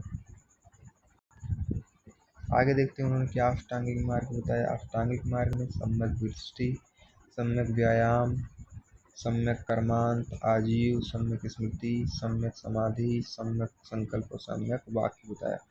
तीरत्न दिए, बुद्ध, संघ और धर्म। परम लक्ष्य क्या बताया उन्होंने? निर्वाण की प्राप्ति को परम लक्ष्य बनाया। और निर्वाण का अर्थ होता है दीपक का बुझ जाना। अंधकार जब आपके अंदर आएगा, अंधकार रूपक दीपक बुझ जाएगा। त्रिपिटक क्या है? त्रिपिटक विनय पिटक, सुत्त पिटक और अभिधम्म पिटक। इसमें जातक कथाएं देखने को मिलती हैं इनकी। आगे देखते हैं प्रथम बुद्ध मूर्ति जो है वो मथुरा शैली में बनाई गई, सर्वाधिक गंधार शैली में बनाई गई। उसके बाद सांची, अमरावती स्तूप, अशोक शिलालेख, अजंता, एलोरा, इन सबसे हमें बौद्ध धर्म के और जानकारी मिलती है। 4 बौद्ध प्रमुख संगीतियाँ हैं, ये आपको जरूर याद रखना है। प्रबुद्ध बौद्ध संगीति, प्रथम संगीति कब हुई? 483, ये लगभग 100 वर्ष के अंतराल पर होती रही। 483 BC में राजगृह में महाकश्यप मुनि थे। उसके बाद यहाँ शासन को था अज्ञातशत्रु था। द्वितीय बौद्ध संगीति 383 में वैशाली में हुआ, साबकामी जो थे उनकी अध्यक्षता में और कालाशोक के समय में। तृतीय 255 BC में पाटलिपुत्र में हुआ, मोगलीपुत्र तीसरे जो थे उनकी अध्यक्षता में और अशोक के समय में हुआ। चतुर्थ बौद्ध संगीति 1 AD में। अब देखो यहाँ BC था, यहाँ AD आ गया, ठीक। उसके बाद कुंडलवन में हुआ, वसुमित्र की अध्यक्षता में कनिष्क राजा थे। बौद्ध धर्म जो है वो चतुर्थ संगीति के दौरान 2 भागों में बटा, हीनयान और महायान। हीनयान जो था रूढ़वादी विचारधारा का, यानी बुद्ध का पथ प्रदर्शक का, बुद्ध के बताए गए रास्ते पर चलता था। लेकिन महायान जो थे वो परिवर्तन समर्थक थे, ये परिवर्तन को मानते थे और ये बुद्ध को भगवान मानने लगे, ठीक है। ये परिवर्तन को मानते थे और वो परिवर्तन को नहीं मानते थे, रूढ़िवादी, जो बुद्ध कह गए, जो मार्ग दिखा गए, उसी मार्ग पर चलना था। इससे 2 भाग में बट गया बौद्ध धर्म। धार्मिक जुलूस, हाँ आपको इस समय धार्मिक जुलूस जो थे वो निकाले जाते थे, ये आपको याद रखना है, धार्मिक जुलूस के साक्ष्य मिलते हैं। आगे देखते हैं। अब हमारा मगध साम्राज्य में जो प्रमुख वंश था, रैक वंश, शुंग वंश के बाद जो सबसे आया वो हमें पढ़ना है मौर्य वंश। मौर्य वंश में नंद वंश, हाँ हर्यक वंश नंद वंश के बाद जो सबसे प्रमुख वंश है वो नंद वंश मौर्य वंश है। मौर्य वंश की जानकारी के स्रोत हमें कहाँ से मिलते हैं? मैंने आपको पहले बताया है, इतिहास का स्रोत दो ही तरीके से, पुरातात्विक और साहित्यिक तरीके से। आइए देखते हैं इसके पुरातात्विक और साहित्यिक स्रोत क्या थे। इसके पुरातात्विक स्रोत जो है वो मौर्यकालीन सिक्के मिलते हैं, स्मारक, वस्त्रों, लिपि और कलाकृति देखने को मिलती है। और साहित्यिक स्रोत में धार्मिक स्रोत और अधार्मिक स्रोत। अधार्मिक स्रोत में जो बाहर से लोग आए थे, दीपवंश और महावंश दो प्रमुख रचनाएं हैं। उसके बाद मेगास्थनीज की इंडिका में इसका देखने को मिलता है। किसके कार्यकाल में आगे पढ़ेंगे। संगम तमिल साहित्य में उल्लेख मिलता है। कौटिल्य की अर्थशास्त्र इसी समय रची गई। कल्हड़ की राष्ट्ररंगिनी, विशाख दत्त की मुद्रा राक्षस, कालिदास का मालविका में विज्ञान शकुंतला, इसी समय ये सब रचनाएं की गई। आगे देखते हैं। चाणक्य जो थे चंद्रगुप्त मौर्य के गुरु थे। चाणक्य घनानंद को पराजित कर दिया और स्थापना कर देगी चंद्रगुप्त मौर्य ने मौर्य वंश की 321 BC में। महत्वपूर्ण जानकारियाँ जो हैं वो अशोक के अभिलेखों से प्राप्त होती हैं। मौर्य वंश की समय सारणी देख लेते हैं। मौर्य वंश में कौन कौन प्रमुख राजा हुए। मौर्य वंश में 400 मौर्य वंश की जो नींव रखी हुई 321 ईस्वी से 321, यहाँ पर चंद्रगुप्त प्रथम 322 से 297। उसके बाद बिंदुसार आए, उसके बाद अशोक, उसके बाद कमजोर शासक बीच में रहे, उसके बाद जो सबसे अंतिम शासक आए वो बृहद्रथ थे। तो ये लगभग 300 BC से 350 BC से स्टार्ट होके लगभग 100 BC तक रहा, इतना टाइम पीरियड रहा। घनानंद को हराकर चंद्रगुप्त मौर्य ने मौर्य वंश की स्थापना की। बिंदुसार एवं अशोक शक्तिशाली शासकों के बाद शासक कमजोर हुए और बृहद्रथ अंतिम शासक थे, जिनके सेनापति पुष्यमित्र शुंग ने हत्या कर दी और एक शुंग वंश की शुरुआत कर दी। हाँ अभी याद आया, तो मौर्य साम्राज्य के बाद जो है शुंग वंश है। चलिए पढ़ते हैं। चंद्रगुप्त मौर्य जो प्रमुख शासक हुए 322 से 297 BC तक। मौर्य वंश का संस्थापक। 305 BC में सेल्यूकस निकेटर पर आक्रमण कर हत्या कर दिया। तो अभी जो सिकंदर आया था तो वो वापस लौट गया था, उसने सारी जो वहाँ पर जीता था जितना क्षेत्र सेल्यूकस निकेटर को दे दिया था। सेल्यूकस निकेटर पर आक्रमण कर 305 में चंद्रगुप्त मौर्य ने उसकी हत्या कर दी थी। सेल्यूकस निकेटर की बेटी से शादी कर साम्राज्य विस्तार किया। मेगास्थनीज राजदूत के रूप में मौर्य दरबार में आया था। किसके टाइम पीरियड में आया था? तो चंद्रगुप्त मौर्य के टाइम पीरियड में आया था। जीवन के अंतिम वर्षों में जैन धर्म को अपनाया, स्वीकार कर लिया।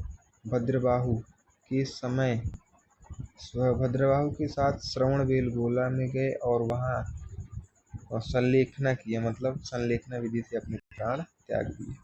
आगे देखते हैं प्रमुख शासक बिंदुसार। बिंदुसार आया 298 से 273 BC तक। अमित्रघात कहते थे, इसका अर्थ होता है दुश्मन का नाशक। आजीवक संप्रदाय का समर्थन किया। सीरिया के राजा ने दिक्मेशक को मगध में राजदूत नियुक्त किया। किसके समय में? बिंदुसार के समय में।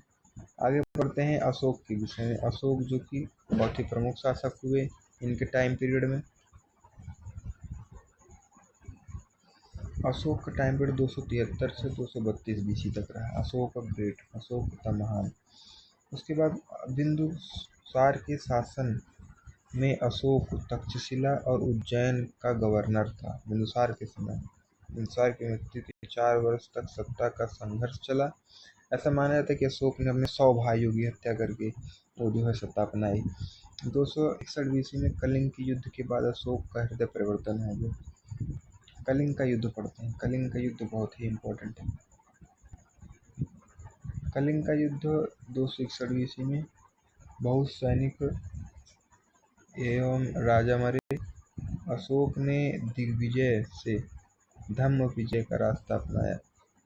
अशोक ने बौद्ध धर्म अपनाया।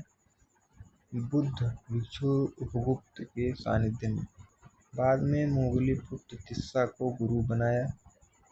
लुम्बिनी, सारनाथ, श्रावस्ती, कुशीनगर का भ्रमण किया। बौद्ध धर्म को फैलाने के लिए प्रयास किया। अपने बेटे महेंद्र तथा बेटी संघमित्रा के नेतृत्व में श्रीलंका के लिए धर्म प्रचार के लिए संघ में भेजा। बौद्ध धर्म का अनुयायी बन गया। उसके बाद धर्म महामात्रा की नियुक्ति। उसके बाद थर्ड बौद्ध संहिता इसी के समय में होती है। 240 BC में अध्यक्ष कौन थे? मोगली पुत्र तिस्सा। अभिधर्म पिटक बनाया गया। उसके बाद अशोक धम्म वे ऑफ लाइफ ना कोड ऑफ कंडक्ट बनाया गया। धर्म में हृदय परिवर्तन के द्वारा विजय, मानवता, समाज का कल्याण, अहिंसा का सिद्धांत अपनाया है। इसके बाद अशोक ने कलिंग के युद्ध के बाद। उसके बाद अशोक का जो साम्राज्य विस्तार है देखते हैं। अशोक ने अभिलेख के स्तंभ में उसके साम्राज्य का निर्धारण अफगानिस्तान, कश्मीर, दक्षिणी भारत के नेपाल तक था। राजा के रूप में अशोक का विश्लेषण देखते हैं। तो अशोक एक महान राजा था, ऐसा कह सकते हैं, क्योंकि सभी धर्म का सम्मान था। कोई राजा हो वो तो युद्ध करेगा ही, ऐसा नहीं युद्ध ना करे तभी वो अच्छा रहेगा, युद्ध करना पड़ता है, ऐसा कह सकते हैं। अभी हम आज की नीतियों के विषय में भी देखेंगे, इसकी धार्मिक और आर्थिक स्थिति भी देखेंगे। तो उस हिसाब से एक महान सम्राट था। शानदार प्रशासन था, पॉलिसी ऑफ नॉन एरोगेंस था। उसके बाद promote the wild life of humanity, Dhamma का रास्ता अपनाया। उसके बाद पढ़ते हैं लेटर मौर्यंस। इसके बाद के जो मौर्यंस रहे अशोक की मृत्यु के बाद 321 से पढ़ेंगे 185 BC तक। अशोक की मृत्यु के बाद 232 BC के बाद मौर्य साम्राज्य पूर्वी पश्चिमी क्षेत्र में विभाजित हो गए। यवन यूनानियों के आक्रमण शुरू हो गए। अंतिम शासक जो था वो बृहद्रथ था। मौर्य साम्राज्य का अंतिम शासक बृहद्रथ था। तो मौर्य साम्राज्य की राजनीति देखते हैं। मौर्य साम्राज्य की राजनीति क्या थी? मौर्य साम्राज्य की राजनीति में प्रमुख विकास जो है वो गुप्तचर व्यवस्था, बहुत विकसित व्यवस्था थी, जिसे संस्थान या संचारी कहा जाता था। गुप्तचर व्यवस्था, गुप्तचर विभाग था। विदेशी देशों में राजपूत नियुक्त किए गए। उसके बाद प्रतिवेदक अशोक द्वारा नियुक्त किया गया, अशोक को सूचना देता था, डायरेक्ट अशोक को ही सूचना देता था। सेना मिलिट्री क्या था इनमें? इनके मिलिट्री में सेनापति का नियंत्रण और सैलरी का नगद भुगतान किया जाता था। सेना के 6 अंग थे। कैवेलरी ऐसे मतलब पैदल चलने वाले सेना, इन्फेंट्री घुड़सवार थे, नेवी थी, चैरियट्स रथ वाले सैन्य थे, ट्रांसपोर्ट एंड सप्लाई वाले थे, एलिफेंट मतलब हाथी पर थे, घुड़सवार थे। 6 प्रकार के सेना थे, 6 प्रकार के अंग थे। जनगणना के साक्ष्य भी हमें देखने को मिलते हैं। जनगणना नियमित रूप से जनगणना की जाती थी। अस्थायी संस्थान जो था वो ग्रामीण अधिकारी करते थे और नागरिकता। एकत्रित डाटा को गुप्तचर द्वारा पुनः चेक किया जाता था। लाभ जो थे वो नियमित रूप से कर आरोपण पे था। जनसंख्या आने जाने को ट्रैक किया जाता था, कितने लोग नए आए, राज्य में कितने लोग गए। बहुत ही विकसित अर्थव्यवस्था थी अशोक के समय में खासकर। उसके बाद स्वास्थ्य देखते हैं। भेषज को उस समय चिकित्सक को भेषज कहा जाता था। सुव्यवस्थित अस्पताल थे। इलाज पूर्णतः मुफ्त हुआ करता था। चिकित्सा व्यवस्था बहुत ही दुर्व्यवस्थित थी। उसके बाद मौर्य साम्राज्य की आर्थिक स्थिति देखते हैं। आर्थिक स्थिति कैसी थी? बजट में जो इनके बजट था, बजट में देखते हैं पहले ये लोग कहाँ से इनका इनकम होता था और कहाँ खर्च करते थे। इनकम जो इनका था मुख्य स्रोत वो टैक्स था। लैंड टैक्स, भूमि कर था, वो 1/6 कृषि भाग का लिया करते थे। उसके बाद वॉलेंट्री टैक्स था। उसके बाद फिर जो बलि होता था। उसके बाद पढ़ते हैं व्यापार, इन्फेंट्री ट्रेड और प्रेसिजन ट्रेड व्यापार में। उसके बाद पढ़ते हैं खर्च। खर्च के रूप में शाही खर्च, सेना के खर्च, वेतन भत्ते कर्मचारियों के और जन कल्याण, इन जगहों पर ये पैसा खर्च करते थे। वॉलंटरी गिफ्ट था यहाँ पर, जो कि इन्हें गिफ्ट मिलता था। आगे देखते हैं संहर्ता किसे कहते हैं। संहर्ता कहते हैं चीफ ऑफ रेवेन्यू डिप्टी, जो इकट्ठा करता था कर को। उसके बाद 1/6 क्या था, प्रोड्यूस लेते थे कृषि के। ट्रांसपोर्ट देखते हैं उसमें के लंबे एवं बड़े राजमार्गों का निर्माण, राष्ट्र को दोनों तरफ सघन वृक्ष थे, धर्मशालाओं का निर्माण, नर्सरी कुएं एवं नहर का निर्माण था। सामाजिक जीवन देखते हैं, मौर्य साम्राज्य की सामाजिक जीवन कैसे था। सामाजिक जीवन, जाति व्यवस्था मौजूद थी, जन्म के आधार पर हो चुकी थी। 7 जातियों का वर्णन देखने को मिलता है मेगास्थनीज के द्वारा। ब्राह्मण, किसान, सैनिक, पशुपालक, कारीगर, न्यायाधीश और सेवक। उसके बाद जाति व्यवस्था व्यवसाय पर आधारित थी। नहीं, यहाँ पर जाति व्यवस्था व्यवसाय पर आधारित थी, जन्म के आधार पर नहीं थी। आगे देखते हैं महिलाएं। महिलाएं कुलीन वर्ग में बहुविवाह हुआ करता था। औरतों कुलीन मतलब उच्च घराने में, औरतों की स्थितियां अच्छी थी, पढ़ाई की व्यवस्था थी। देखते हैं मौर्य साम्राज्य के पतन के प्रमुख कारण। ऐसा क्या कारण रहा कि इतनी विकसित, इतनी हर तरह से अच्छी जो डायनेस्टी थी उसका अंत कैसे हुआ। बौद्ध साम्राज्य को अपनाना, बौद्ध धर्म को अपनाना, ब्राह्मणों का नाराज होना एक प्रमुख कारण है। जानवरों एवं पक्षियों के शिकार पर रोक, युद्धों की कमी, उसके बाद ब्राह्मणों की आय में कमी, कर्मकांडों में कमी, प्राकृतिक भाषा में विलेप।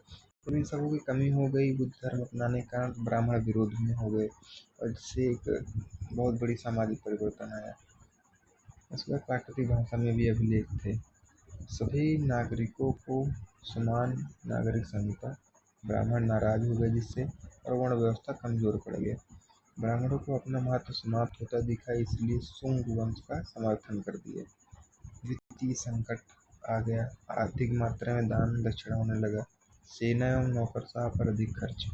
उसके बाद अशोक की अहिंसा नीति, और अशोक की मृत्यु के बाद साम्राज्य का विभाजन भी हो गया।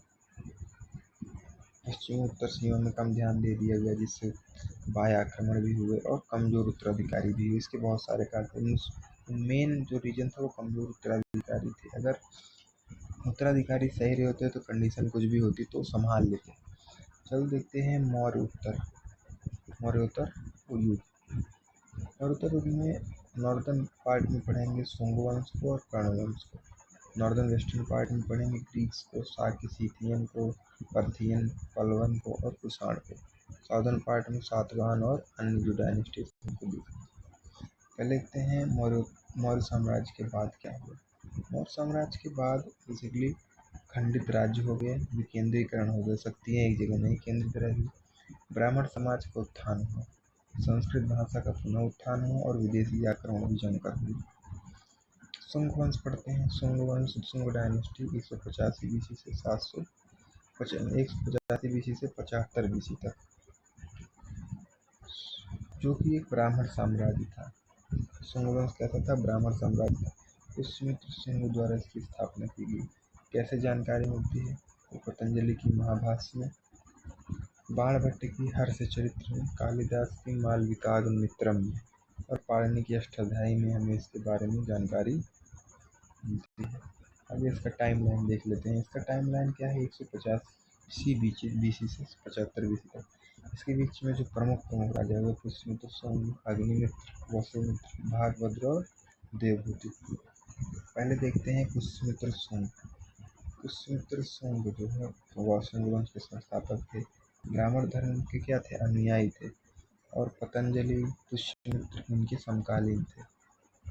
बौद्ध धर्म ग्रंथों में उसे बौद्ध धर्म का विरोधी बताया गया, क्योंकि ये ब्राह्मण साम्राज्य से रिलेटेड थे, तो बौद्ध धर्म का विरोधी बताया गया इसे। अग्निमित्र इसके बाद आए, दूसरे नंबर पर राजधानी को विदिशा लाया गया। वसुमित्र इतने इम्पोर्टेंट नहीं है, भागभद्र भी नहीं है, और देवहूति जो है शुंग वंश का अंतिम शासक हुआ। उसके बाद पढ़ते हैं चेदी वंश। चेदी वंश कलिंग राज्य के चेदी वंश की स्थापना। खारवेल राजा थे सबसे शक्तिशाली राजा जो थे, वो जैन अनुयायी थे। खारवेल राजा का नाम हाथी गुम्फा अभिलेख में जानकारी मिलती है, प्राकृतिक भाषा में और ब्राह्मी लिपि में लिखी गई। आगे देखते हैं कड़ो वंश। कड़ो वंश 75 BC से 30 BC तक, ज़्यादा टाइम पीरियड नहीं रहा, 45 साल तक शासन किया। कर्ण साम्राज्य का अंत सातवाहन वंश द्वारा हुआ। विदेशी आक्रमण, अब पढ़ते हैं उस समय प्रमुख विदेशी आक्रमण क्या हुए। भारत पर विदेशी आक्रमण हिंद, यूनानी, शक, पल्लवन और कुषाण। ये क्रम आपको याद रखना है, इस क्रम से क्वेश्चन पूछ सकता है। सबसे पहले कौन आए? हिंद यूनानी। भारत पर प्रथम सफल आक्रमण तो डेमेट्रियस माना जाता है। सिंध एवं पंजाब पर आधिपत्य किए। प्रसिद्ध सबसे फेमस शासक जो है वो मिनांडर है, इसने बौद्ध धर्म को स्वीकारा। आगे देखते हैं शक। शक जो है वो यूनानियों के बाद शक भारत आए। शकों की 5 शाखाएं थी, हर शाखा की राजधानी भारत और अफगानिस्तान में अलग अलग भागों में थी। अफगान थे पंजाब, मथुरा, पश्चिमी भारत और उत्तरी दक्कन में। शक मूलतः मध्य एशिया के निवासी थे। शकों का सबसे प्रतापी राजा जो था वो रुद्रदामन फर्स्ट था। उसके बाद जो गुजरात के बड़े भाग पर राज करता था। आगे देखते हैं शक जो है वो अपने राजाओं को, ये प्रश्न पूछा गया है कि क्षत्रप कौन से अपने राजाओं कहते हैं? शक राजाओं क्या कहते हैं? क्षत्रप कहते हैं। उज्जैन के स्थानीय राजा विक्रमादित्य ने 500 उपाधि धारण की थी। 58 वर्ष पूर्व में शकों को हराकर विक्रमी संवत की प्रारंभ की 58 BC पूर्व में। उसके बाद पाथिया यानी पहलवान। पश्चिमोत्तर भारत में शकों के आधिपत्य हुआ। सबसे प्रसिद्ध राजा जो थे वो गोंडो फर्नेस थे। गोंडो फर्नेस। पर्शियाई लोगों का मूलतः जो स्थान था वो इराक में था।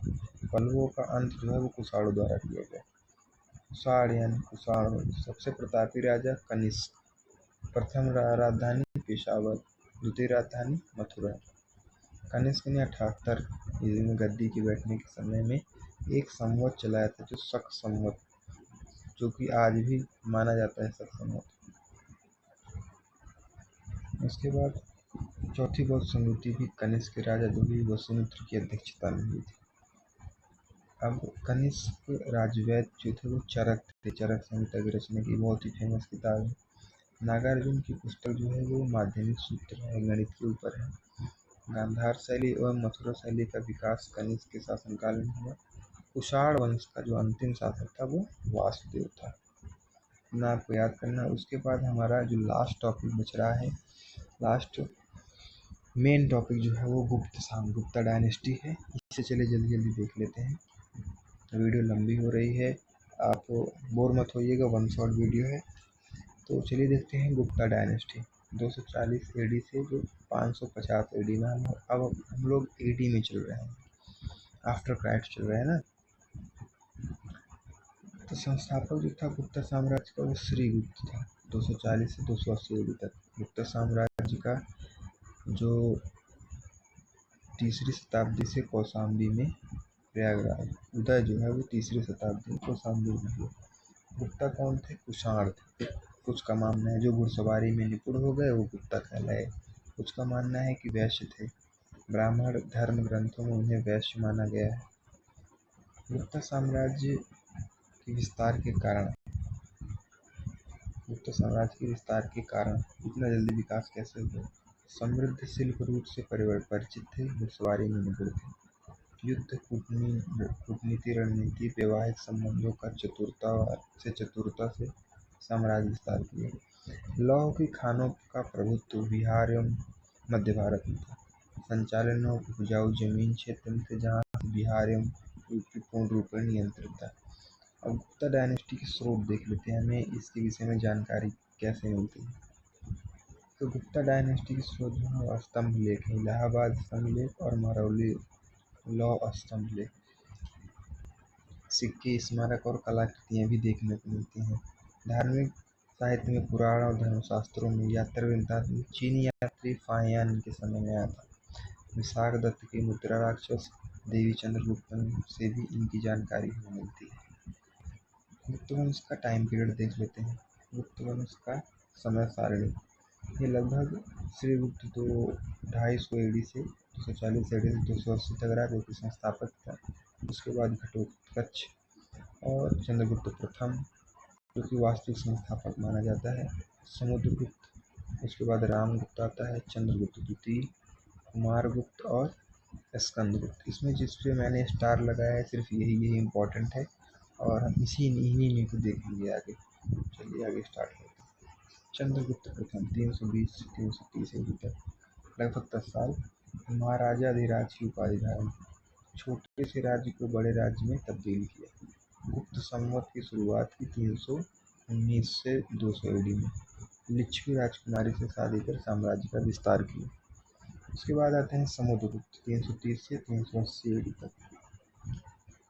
भारत का नेपोलियन कहा जाता है जिसे समुद्रगुप्त को, हालांकि नेपोलियन बहुत बाद में आया, ऐसा कहना चाहिए, नेपोलियन को कहना चाहिए कि भारत का समुद्रगुप्त, लेकिन अब पेपर में आया है ऐसा, तो इसे याद पढ़ना जरूरी है। भारत का नेपोलियन। तीव्र साम्राज्य विस्तार हुआ, सिक्कों पर हाथ में बीड़ा पकड़े हुए। आपसे पेपर में पूछा जाएगा ऐसा कौन सा सम्राट था, ऐसा कौन सा राजा था कि जो बीड़ा बजाता था, तो समुद्रगुप्त ये था। पूरे इतिहास में आपको दो ही मिलेंगे, एक औरंगजेब और एक समुद्रगुप्त जो कि बीड़ा बजाते थे। स्वयं चित्रांकित करवाया, संगीत प्रेमी था और कविराज की उपाधि धारण की थी। उसके बाद देखते हैं वैष्णव मत का उपासक था, वैष्णव धर्म का उपासक, भगवान विष्णु मानता था, अन्य धर्म के प्रति सहिष्णु टॉलरेंट था। उसके बाद संस्कृत साहित्य को बढ़ावा दिया, दरबारी कवि जो थे हरिशेण थे। उसके आर्यवर्त में 9 शासकों तथा दक्षिणवर्त के 12 शासकों को पराजित किया था, इसलिए इसको भारत का नेपोलियन कहा जाता है। इलाहाबाद स्तंभ, प्रयाग प्रशस्ति में लेख समुद्रगुप्त ने विजयों का वर्णन है। नागरी लिपि की उपयोग किया गया है और संस्कृत भाषा में लिखी गई है। आगे देखते हैं चंद्रगुप्त द्वितीय, इसे विक्रमादित्य के रूप में जानते हैं। 380 से 415 एडी तक राजकीय विशाख दत्त द्वारा रचित देवी चंद्रगुप्तम की कहानी जो है इसी पर आधारित है। इसमें बाद रामगुप्त और ध्रुव देवी और शक राजा की कहानी मिलती है कि जो रामगुप्त राजा था, बड़ा था, वो शक राजाओं ने जीत लिया और इसकी जो पत्नी थी ध्रुव देवी, रामगुप्त की पत्नी, उसको उठाकर ले गया था। तो चंद्रगुप्त ने क्या किया, अपने भाई रामगुप्त को मारकर ध्रुव देवी पहले गया, शक राजाओं से जीता, शकों को हराया और ध्रुव देवी का के शादी करके अपनी पत्नी बना लिया और रामगुप्त से क्या किया, अपनी जो रामगुप्त से साम्राज्य को छीन लिया। शकों को हराने के बाद जो है वो साकरी उपाधि धारण की, जिसने शकों को हराया, ध्रुव देवी को वापस ले आया, तो साकरी की उपाधि धारण की। उज्जैन में अपने साम्राज्य को मिला लिया चंद्रगुप्त द्वितीय विक्रमादित्य जिसे कहते हैं। वैवाहिक संबंध स्थापित करके भी साम्राज्य विस्तार किया। अपनी बेटी प्रभावती की शादी वाकाटक राजकुमार से की। युद्धों में साम्राज्य विस्तार किया। कौन कौन से युद्धों से इन्होंने सिंधु नदी तक, मालवा, गुजरात, काठीवाड़ा, बंग पर अत्याचार किया, जो कि आज बंगाल को रिप्रेजेंट करता है। चीनी यात्री फाहियान भारत पर आक्रमण करने आया, भारत का भ्रमण करने आया था, सॉरी आक्रमण करना नहीं, ये तो यात्री था, यात्री बौद्ध धर्म की जानकारी लेने आया था। कला एवं संस्कृति का तीव्र विकास हुआ, राज्य समृद्ध संपन्न खुशहाल था, इसे स्वर्ण युग भी कहा जाता है। शंख और घटक कपूर, इसके देखो 9 रत्न थे।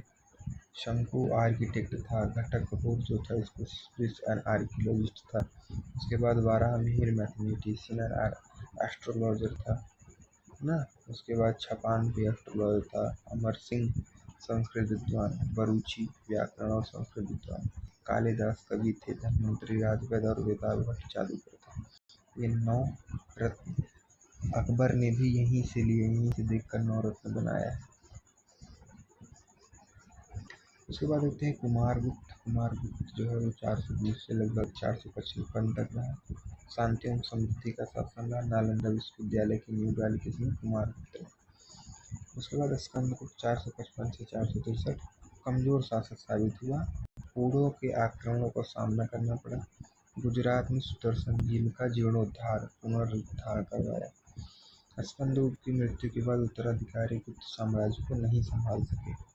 और देखते हैं राजनीतिक विद्वान। राजनीतिक जीवन जो था वो राज ऐसे बटा था, पहले राज्य, फिर देश, फिर उसके बाद भुक्ति विषय ऐसे था। राज्य में राजा और परिषद ब्राह्मणों की सहायता से न्याय करना व्यवस्था। देश जो था वो गोपना हेड होता था, भुक्ति का हेड ऊपरी होता था, और विषय का जो हेड होता था वो विषयपति कहलाता था। पेट इसमें होता था ग्रामों का समूह, ग्राम सभा होता था। पुलिस विभाग का मुखिया जो था दंडयासी कहलाता था। उसके बाद भारतीय सामंतवाद के बीच यही शुरू हुआ, यही जो है इसी भारत में भी स्टार्ट हुआ बाद में। सामाजिक जीवन देखते हैं उस समय क्या था। उस समय सामाजिक जीवन जाति व्यवस्था आधारित थी। पदानुक्रम का कठोरता से पालन किया जाता था।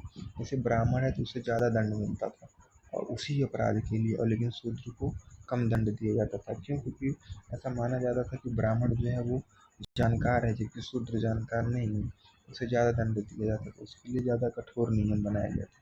तो उससे आप इस पिरामिड को देख ही रहे हैं, टॉप पर कौन है? ब्राह्मण, उसके बाद क्षत्रिय, वैश्य और शूद्र। और ये एक अलग था, ये सब चांडाल अछूत इन्हें माना जाता था। इसमें जाति जो थी वो जन्म आधारित होने लगी। महिलाओं की स्थिति कैसी थी? महिलाओं की स्थिति दयनीय हो गई थी। मनुस्मृति में महिलाओं को कम उम्र में शादी का उल्लेख मिलता है। उसमें स्वयंवर प्रथा समाप्त हो गई थी। सती प्रथा का प्रयोग हो गया था। महिलाएं पढ़ाई से वंचित थी। शादी अब भी अंतरजातीय संभव थी, यानी अनुलोम और प्रतिलोम। कोई छोटा कास्ट वाला, जैसे छोटी जाति का है, अगर ऊपर जाति की कन्या से विवाह कर रहा है तो क्या हो जाता? तो प्रतिलोम हो रहा है। लेकिन अगर बड़ी कास्ट का है, छोटी जाति की कन्या शादी कर रहा है तो अनुलोम हो जाता था। ये आपको याद रखना है। उसके बाद देखते हैं आर्थिक जीवन।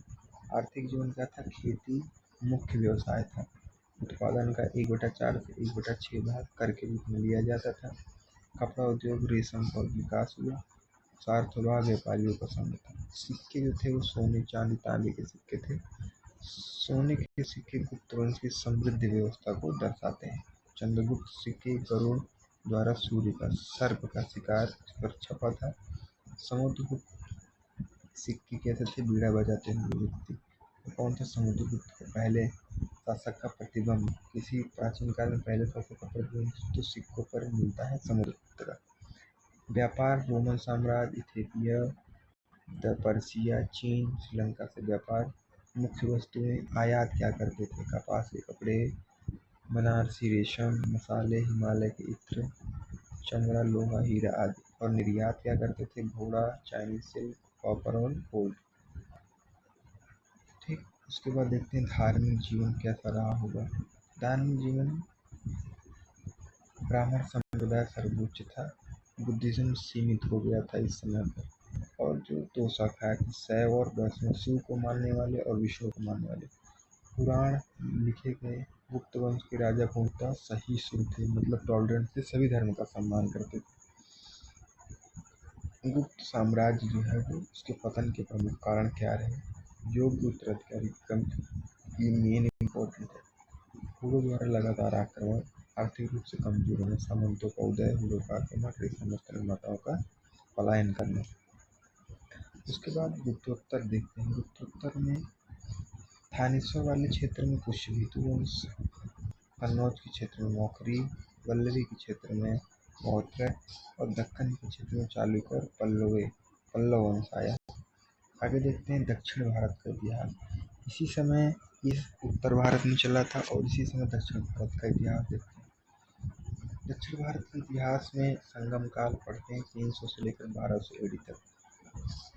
तमिल प्रदेश में अनेक छोटे छोटे राज्य थे, जिसमें चेर, चोल, पांड्य जो थे वो 3 प्रमुख थे। कृष्णा एवं दुर्गंगा नदी के बीच के क्षेत्र को। ठीक। ये 100 से 250 AD के बीच 3 महत्वपूर्ण संगम आयोजन हुआ, जिसे संगम युग कहा गया। प्रथम जो था वो मदुरई में अगस्त ऋषि के द्वारा, कोई रचना नहीं थी। दूसरा जो था वो कपाटपुरम में अगस्त ऋषि थे, तोल्काप्पियम की रचना हुई। उसके बाद कौन किया था तोल्काप्पियम को? तोल्काप्पियम ने ही किया था। उसके बाद तृतीय जो था वो मदुरई में हुआ, नवकीरण में अध्यक्षता में, और तमिल साहित्य की रचना। तोल्काप्पियम की रचना तोल्काप्पियर में, तमिल व्याकरण। शिल्पाधिकारम इलिंगो अधिकल्पात राजा थे, महाकाव्य है। मणिमेखले महाकाव्य शीतले सन्नातक जीवक चिंतामणि तिरुपुरलम तिरुवल्लुवर। उसके बाद चोल देखते हैं, चेरचोल पांड्य चोल प्रमुख शासक थे। 13वें इनके झंडे पर जो थे वो बाघ का चित्र बना हुआ था, इनका साइन है। यहाँ पर मैं बना नहीं पाया, यहाँ पर झंडा जो था इनके बाघ का चित्र बना होता था। 13वें शिलालेख में 3 राज्यों का उल्लेख होता है। सबके चोलों का उद्भव तंजौर से था, राजधानी भीर लगभग 320 पूर्व उद्भव। झंडे पर बाघ का चित्र था। संगम में जो था 100 से 250 के चोल जो दक्षिण के शक्तिशाली थे, जिसमें कारिकल का नाम सर्वाधिक आता है। बीच में पल्लवों द्वारा हुए आक्रमणों से चोल अंधकार में थे। 850 में लगभग चोल सत्ता का पुनरुत्थान हुआ तथा उरैयूर चोलों का प्राचीन निवास स्थान था। पल्लवों एवं पांडवों के संघर्ष के बीच लाभ उठाकर विजयालय ने पांड्यों को हराकर तंजौर पर अधिकार जमाया तथा वहां दुर्गा देवी की एक मंदिर बनाया। देखते हैं प्रमुख शासक जो थे वो राजराजा प्रथम। चोल साम्राज्य के जो प्रमुख शासक थे वो राजराजा प्रथम चोल साम्राज्य के संस्थापक भी है। परांतक द्वितीय की उपाधि धारण की। इसके पुत्र जो थे वो मरितक थे। राजराजा प्रथम ने 30 वर्षों तक शासन किया। चोल साम्राज्य का सबसे गौरवशाली युग यही रहा। शिव का अनन्य भक्त था। बृहदीश्वर मंदिर का निर्माण कराया। राजराजेश्वर का भव्य मंदिर का निर्माण भी करवाया।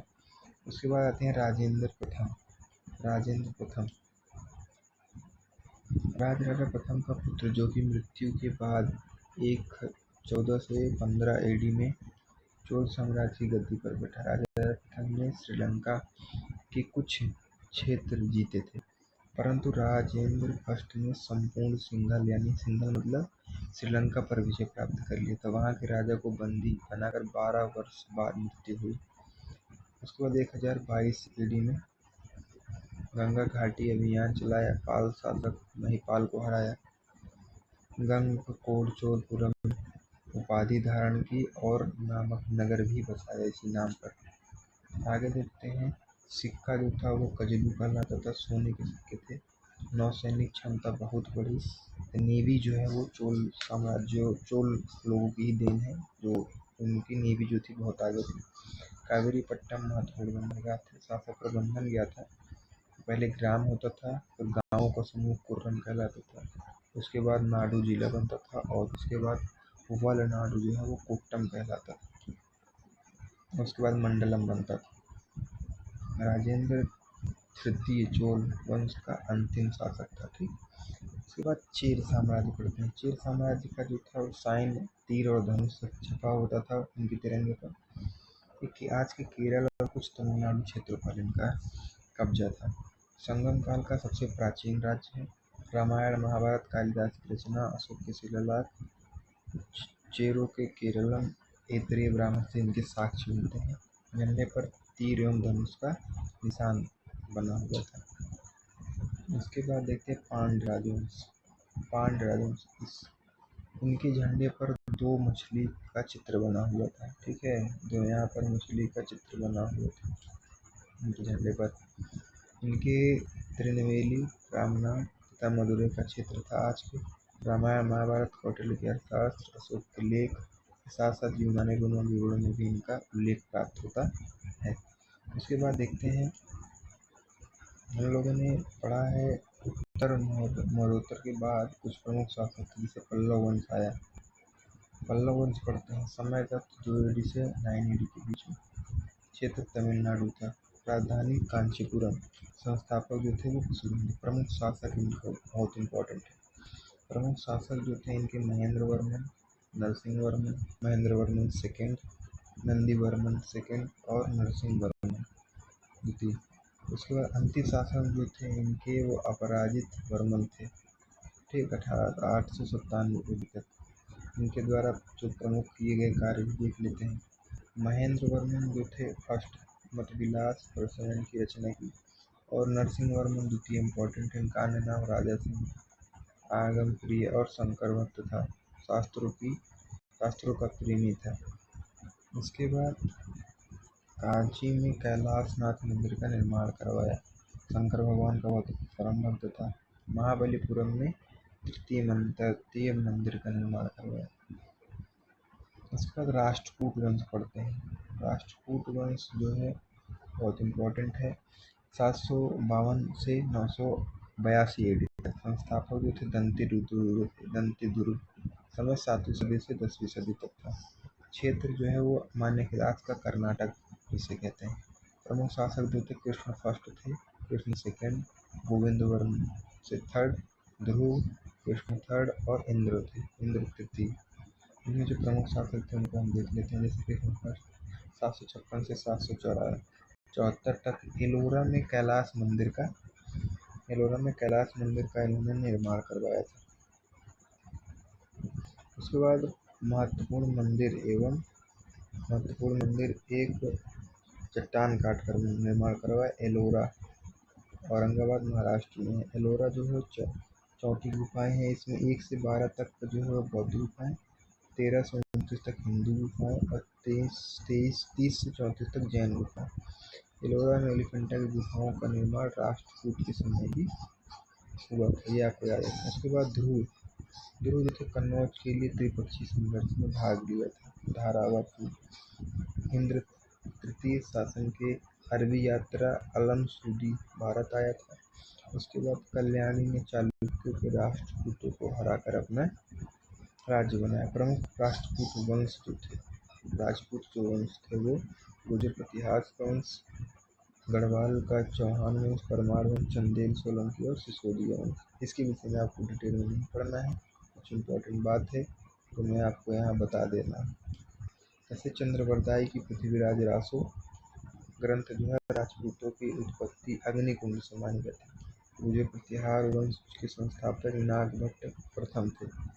मिहिर भोज जो थे वो शक्तिशाली शासक था और आदि बराबर प्रभात की क्या किए थे, उपाधि धारण किए थे। उसके बाद अपने स्वर्णकाल में प्रतिहार साम्राज्य पश्चिम में सतलज नदी से, उत्तर में हिमालय की तराई और पूर्व में बंगाल के दक्षिण तक नर्मदा नदी तक फैला हुआ था। उसके बाद त्रिपक्षीय संघर्ष पढ़ते हैं, बहुत ही इम्पोर्टेंट है, जो कि हमारा लास्ट टॉपिक है। त्रिपक्षीय संघर्ष 8वीं सदी के दौरान कन्नौज पर नियंत्रण के लिए पाल एवं गुर्जर प्रतिहारों के बीच लंबे समय तक संघर्ष हुए। अंततः गुर्जर प्रतिहार कन्नौज पर अधिकार पाने में सफल हुआ तथा नागभट्ट द्वितीय ने कन्नौज को राजधानी बनाया। कन्नौज एवं गंगा व्यापार मार्ग पर स्थित था और रेशम मार्ग से जुड़ा हुआ था। आई होप आपको समझ में आया होगा। इसके बाद यही हमारा मध्य प्राचीन इतिहास खत्म होता है, जो कि मैंने वन शॉट में कवर करने की कोशिश की है। इसमें काफ़ी छूट गई हैं। तो इसके बाद हमारा जो है वो मध्यकालीन भारत चालू होता है 700 से AD से 1700 AD तक, जो कि हम अगले वीडियो में कंप्लीट करेंगे और देखेंगे कैसे पढ़ते हैं। तो आशा करता हूँ आप सभी को समझ में आया होगा। जय हिंद, जय भारत।